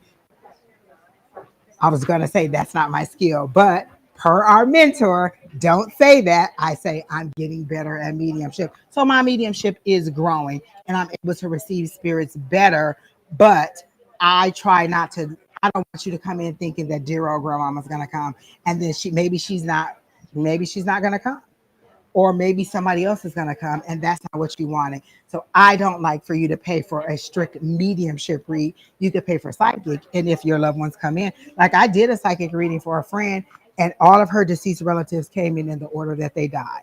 Her dad died when she was in high school, so he came in first. Then her mom, or was it her mom that? No, her mom died while she was in high school, so she came through first. And then the dad tried to come in because he died next, and the mom said, "I'm not done." So now I got the mom and the dad arguing, but they were funny like that. And so mom's like, "No, I'm not done." So I had to wait for mom to finish what she was doing, and then dad came in, and then her sister came in. The thing that they were trying to show me is that she had not grieved any of them. She had had people dying in her life since she was 17. She was well into her 30s. She had not grieved any of them properly, and they wanted her to grieve them. Just go ahead and grieve them. She was staying busy so she wouldn't have to grieve them. She was always doing something for somebody else. We call her the town crier. She goes to every funeral in the city. She knew uncle 15 people down my line had died before we did. "Oh, I went to the funeral day, your uncle such and such." I'm like, "I don't even know who that is. We've never heard that person." She doesn't want anybody else to feel that grief. So instead of grieving them herself, she goes and comforts families all the time. But what they wanted her to know is she needed to grieve each one of them. But somebody else would die before she would grieve the other one. So she had three, and these are very intimate: mom, dad, sister. Now she's the only one, so she feels like an orphan. She has no more sisters. She has no more brothers. It's just her, and both parents are dead. And people are steady dying. And so her way to deal with that is to just keep going to funerals. And so it's you receiving your information and being able to interpret it. How would I know that that's what that meant? I had to ask them why they were coming, and then they told me. And then sometimes, like I have to differentiate. Okay, this is grandma talking, but now I hear a different voice. That's my God source interpreting what grandma is saying. Because sometimes they're intertwined. Usually my guides don't come in during somebody else's reading. They're usually personally for helping me to work through my own stuff. And so usually my own personal guides don't come through. But like, again, my ancestors are protection. And then I call in their guides, my higher power, and whoever else. I even call in archangels. I call in the archangels too, because sometimes the archangel will speak and you'll be like, "Oh, I see archangel, blah, blah, blah." And then I'll tell them, and they're like, "Oh yeah, I pray to that person all the time." You have to be able to receive a lot of times, because my foundation was very strong in religion, they'll give me parables off the Bible, and then I'll explain it to them, because a lot of the people that I read are still in religion but tiptoeing into psychic ability, and so I'll explain it to them as a Bible story, and then they'll be like, "Oh, okay, that makes sense to me." And so, like, sometimes they'll be like, "But I keep praying, or like I keep asking for a sign and then I don't get it." So then they'll give me the story of Gideon. Gideon is the person who put up, he says God told him to get ready for battle. He'd had victory. He said, "Okay, Lord, I kind of trust what you're saying, but if I'm going to win this battle, I'm going to put this cloth out there, and I want the cloth to be completely wet and all the ground around it to be dry." Next morning, cloth wet, ground is dry. So he said, "I kind of believe you. This time I want the cloth to be dry and the ground all around it to be wet." So the next day he got it. So that's for me to teach you how to ask for what you want, how you want to receive the symbol. He got exactly what he wanted. He asked the Lord to make the ground dry and the cloth wet. So he got. Then he said, "Okay, make the cloth wet and the ground dry," and he got it. So don't be afraid to ask them to redo it or to give it to you a different way, or to give you confirmation. You're still learning. You don't know it. You don't know everything. I still be like, "Can you give it a different way? Can you tell me this? Can you come to me in my dreams? Can you give it to me in a song? Sometimes I'll, like, show me an image of what that means. You can speak to them and tell them how you want to receive, but it's you developing that intimate relationship with them. If you don't develop that relationship, then you don't know how to interpret what you're receiving or who you're receiving it from. You could get a false spirit that comes in and you're like, wait, is this my God or is this, or who is this? And so you have to have that intimate relationship with them to be able to trust what they're giving, because it's you trusting that the information that you're receiving is accurate. Any other questions? I was going to say the best way to make sure your information is accurate, because we are always learning. Because last meeting you told you your vocabulary is a learned vocabulary. Her psychic vocabulary is larger than mine, than yours, than yours. And so the best way to do it is by doing readings and asking, and then they'll give you confirmation. This is what I'm thinking. This is what I feel. This is what I'm being told. This represents. Is that the case? Does that resonate with you? No, it doesn't resonate with me. Okay, so I'm learning that maybe that's not my sign for that. Or better yet, confirmation. Yeah, it's exactly what I'm thinking. The next time you read and you get that same sign or that same symbol or that same whatever, you again say, this is what I'm getting. Does it resonate? If the second person has a disconnected person from the same situation, it's the same thing and has the same feeling or it resonates the same way, then you know you've just learned a symbol or a signal or a word. And that's how you go together. You, as a psychic, you will not be, in my opinion, at your best unless you have practiced and practiced, because that's how you truly learn your craft and your symbols. It's like a child. If a child does not speak, how do they learn how to say a word? If a child does not, if they're not taught this is hot dog, how do they know it's hot dog? It's the same thing. I mean, it seems at a very basic level, but it isn't. It is reality, and that's how you do it. It's a learning process, and it is a get it wrong. As a psychic, you should be happy with wrong as well as right. Because if it is mistaken, that means you're getting redirected to say, okay, let me see another way that works. And then you're like, oh, okay, so now it wasn't that, but it is this. You don't, being wrong is not a bad thing. Because again, it's that process of learning to get it. And then okay, so sometimes you'll get somebody who's just dead. They're not giving you any emotion. They're not giving you any feedback. And you're like, well, am I right? Am I on track? Should I keep going? Is this story far-fetched? Is this like Jonah and the whale? Does it seem unbelievable? So my guide gave me goosebumps to let me know when I'm on right track, because I used to be so nervous. And now I've lost track of the whole reading because I don't know if I'm telling them right. They're not giving me any feedback. Am I right? Am I this? Am I that? And they're not saying anything. So now I've lost all track of the reading. My confidence is shook. Now the reading is going all to heck. So in order to give me my confidence when I'm on the right track, even if you're not telling me I'm on the right track, I get goosebumps. And so that would happen to me over and over again. I'd be like, oh, okay, that's what that means. Goosebumps means that I'm on track, even if you're not telling me on track. And it'll happen a couple of times when you are on track and you're like, oh, okay, goosebumps means that I'm on track because I just confirmed with you that was correct.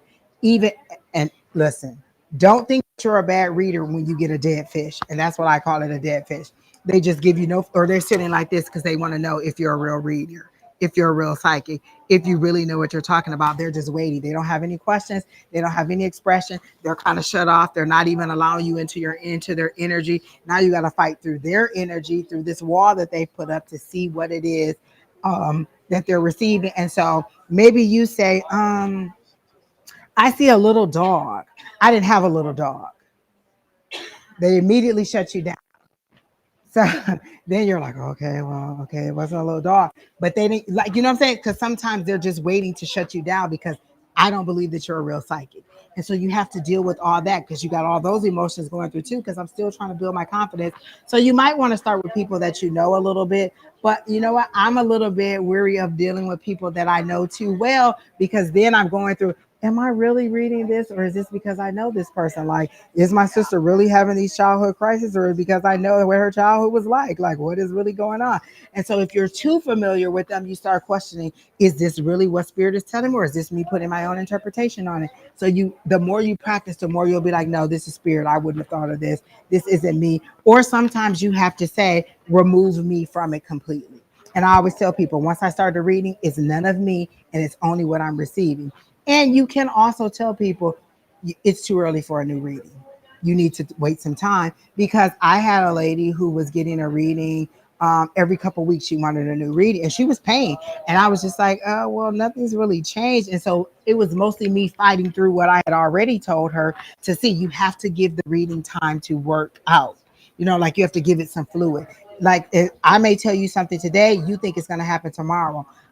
Case in point, I had a friend. We were doing readings in class. I told her that I was like, I see you getting this job. You're going to be the one dropping the hammer. You're going to be the one in control. I see you writing policy. She didn't say yay or nay on it either way. She was like, well, I like my job where I'm at now. I don't see me moving. She didn't discount it. She didn't discredit it. She didn't keep asking me about it. She moved on with her life. 18 months later, exactly what I said happened. 18 months later.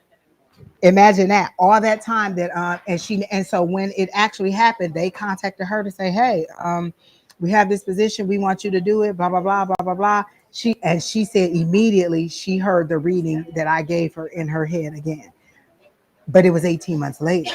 And so sometimes it doesn't happen as soon as you do it. Sometimes they'll give you time. Maybe I'll tell you, you know what, in 2 weeks I see you having a job interview. If you never put your resume out there, then maybe you won't have the job interview. If you never heal from the trauma, or you never done what you were supposed to do, then maybe it won't happen in 2 to 3 weeks. Time is relative. So I'm a little bit weary about time. I'll say, oh, it's spring because I see tulips. Spring could be March, April, May. I'm not giving you a whole time.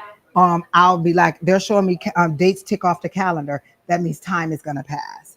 They're showing me winter. That means if we're in summer now and winter, this is going to happen in the next season, or in a season to come at a future time. So it's just you interpreting what you're receiving. Okay. Any other questions? And y'all know I'll talk all day. I know. Go ahead. No, you're no problem. Okay, so what I'm doing my readings, psychic or the other, to be clairvoyant, I close my eyes a lot. Okay. I do that too. Okay. It's okay. I do it too. Unless you think they're going to steal out your purse. Sometimes I've had to Google an answer that I got because I didn't know the meaning of, like, I didn't understand the meaning of a mold species, and my person's right with me, and I say, I'm a little embarrassed. I just very honest. So I'm a little embarrassed. I've seen thousands of people. I've never seen. I do an allergy elimination protocol, so it's not psychic, it's not cards. I'm actually on a database with 60,000 triggers of over response. Okay. Okay. So I come up with, and I feel totally embarrassed and exposed in front of this person, and I say, this mold that I've never seen come up on a human in all the thousands of treatments and assessments I've done is coming up. Do you mind if I just Google it? Yeah. So then I Google it, and then I'm even more embarrassed, and I say, oh, Pam, I'm really embarrassed. I'm going to read, I'm going to be brave. I'm going to read what this is. It doesn't, I can't figure out why it would make sense. Tell me if it makes sense to you.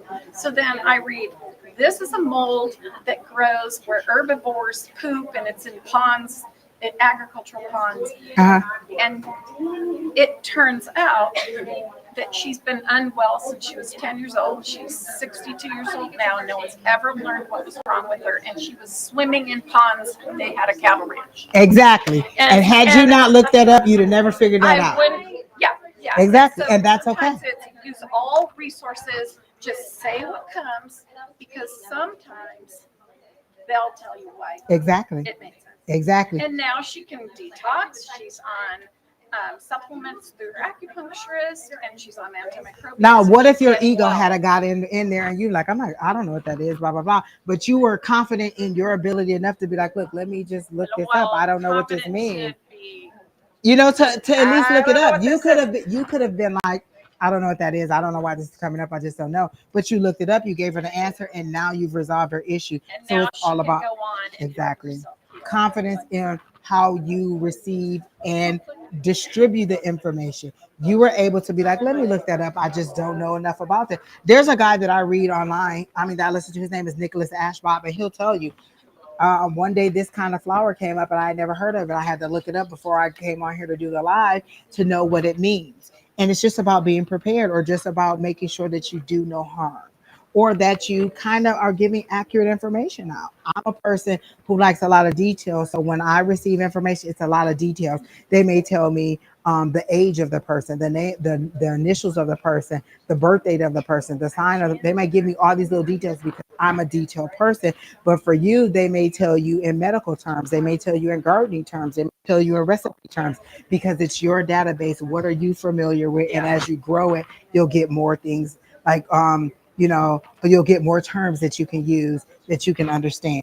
And so it's good. I love it. Like, it's never a dull moment. You're always receiving, you're always learning, and you're always growing. And the more that you hook up with people, like I always tell people, look, if you feel free to call me and pull a card for me every day, I don't have a problem with it. You can read me every single day, and I'll give people because it builds your confidence up, and they'll be like, I saw grapes today. Was it great? Oh, I wanted some grape pop, and I can't have grape pop because it'll make my blood sugar high, blah blah blah blah blah. But if they hadn't said it, then they wouldn't know that that's what that meant. Always say what you mean, but also practice on people who you're familiar with or who'll give you honest feedback and who'll help you to grow. And so, like I always tell people, feel free to pull cards from me. Take a screenshot of the cards and send it to me and tell me what you think the interpretation is. You probably are spot on. You don't know that. I could be having a bad day. I could be having a good day. I could be, about to meet Mr. Right, and you saw him in the Knight of Wands. I'm like, oh, okay, well, let's see. Just be okay with it. Find a group of people who'll let you do it. I have a friend who told me no, flat out. She was afraid of it. She didn't know what I was going to tell her. And so she didn't want me to read her. And she never did let me read her.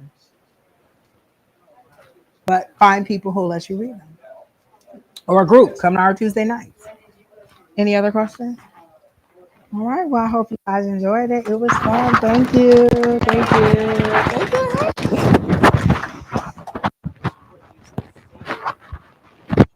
And what you said? Yep. Even if it's a purple unicorn, say it, because you never know. I think that happened to me one time, and they had a purple unicorn on their keychain. So say it, whatever it is, just say it. Allow it to be whatever it is. I just click and drag when the muscles drop. There you go. Let it go. They get better, and they usually do. But yeah, confidence. Sorry, it's not cards, guys. I'm kind of a weirdo. But everything is a tool. That's your tool. Yeah, that's your database. Tool. That's how you work on whatever it is. Some people prefer to use Pinterest. There you go. I'm kind of feeling an overlap. Some people like it better. You say, you're very intuitive. I don't always tell people they're psychic. I don't know how you're very intuitive. Their body talks is what I say. Exactly. Their muscle testing talks. Exactly. And people get stuck on terms. And so sometimes if they don't like that term, that's why I started saying they. I'll be like, well, God said, and then if you don't believe in God, now you're mad at me because I done brought religion into it. Or you're religious and I said the universe. Why are you saying the universe? What do you mean by spirit? Well, I had a religious person who was knock out, drag out, mad at me because I kept saying spirit. And I'm like, well, you're a religious person. Don't you believe in the Father, the Son, and the Holy Ghost? So if I'm saying spirit, it's the Holy Ghost. Who else would you think it would be? And so then they were like, oh. Okay, so that's when I started saying they, because I just didn't like to get into that. Yeah, people get upset over word choice. Yeah. And so you just have to know. And sometimes you can read like, oh, okay, they'll show me this person is really religious. So I'll go into my religious database. This person is not very religious. I'll go into more of a spiritual side. Sometimes you'll get that energy and you'll know this person's really resistant. Let me tiptoe around the words that I use and make sure that they're comfortable and get a whole, or I'll tell their higher power, give me a lot of things that are confirmation for them. Like things, and so the more confirmations you give them, the more they'll open up to you. And now the energy is flowing. Or sometimes just ask questions. If you're not getting any connection, you can ask questions. Okay, well, tell me about this or tell me about that. And then that'll get the energy flowing. Or sometimes I'll just be like, you know what, we're not connecting and I'm sorry, I'm not going to be able to reach you. And then you don't have to. You're welcome. Thank you. Thank you. Thank you. Here you go, Don. Thanks, Don. Well, folks, that is the Psychic Fair over here at the JSS Psychic Fair over here at Awakenings. Hope you all had a good time out there watching. I will chop this video up, this extended video, and we will have segments of this posted to the website on JSS. You can watch some of these talks and right in your own house from time to time, repeat them and learn from them. And we appreciate you all popping online and watching us while we did our thing. So with that said, now go out and spend the rest of the day enjoying yourself. We'll talk later. Bye-bye, everybody.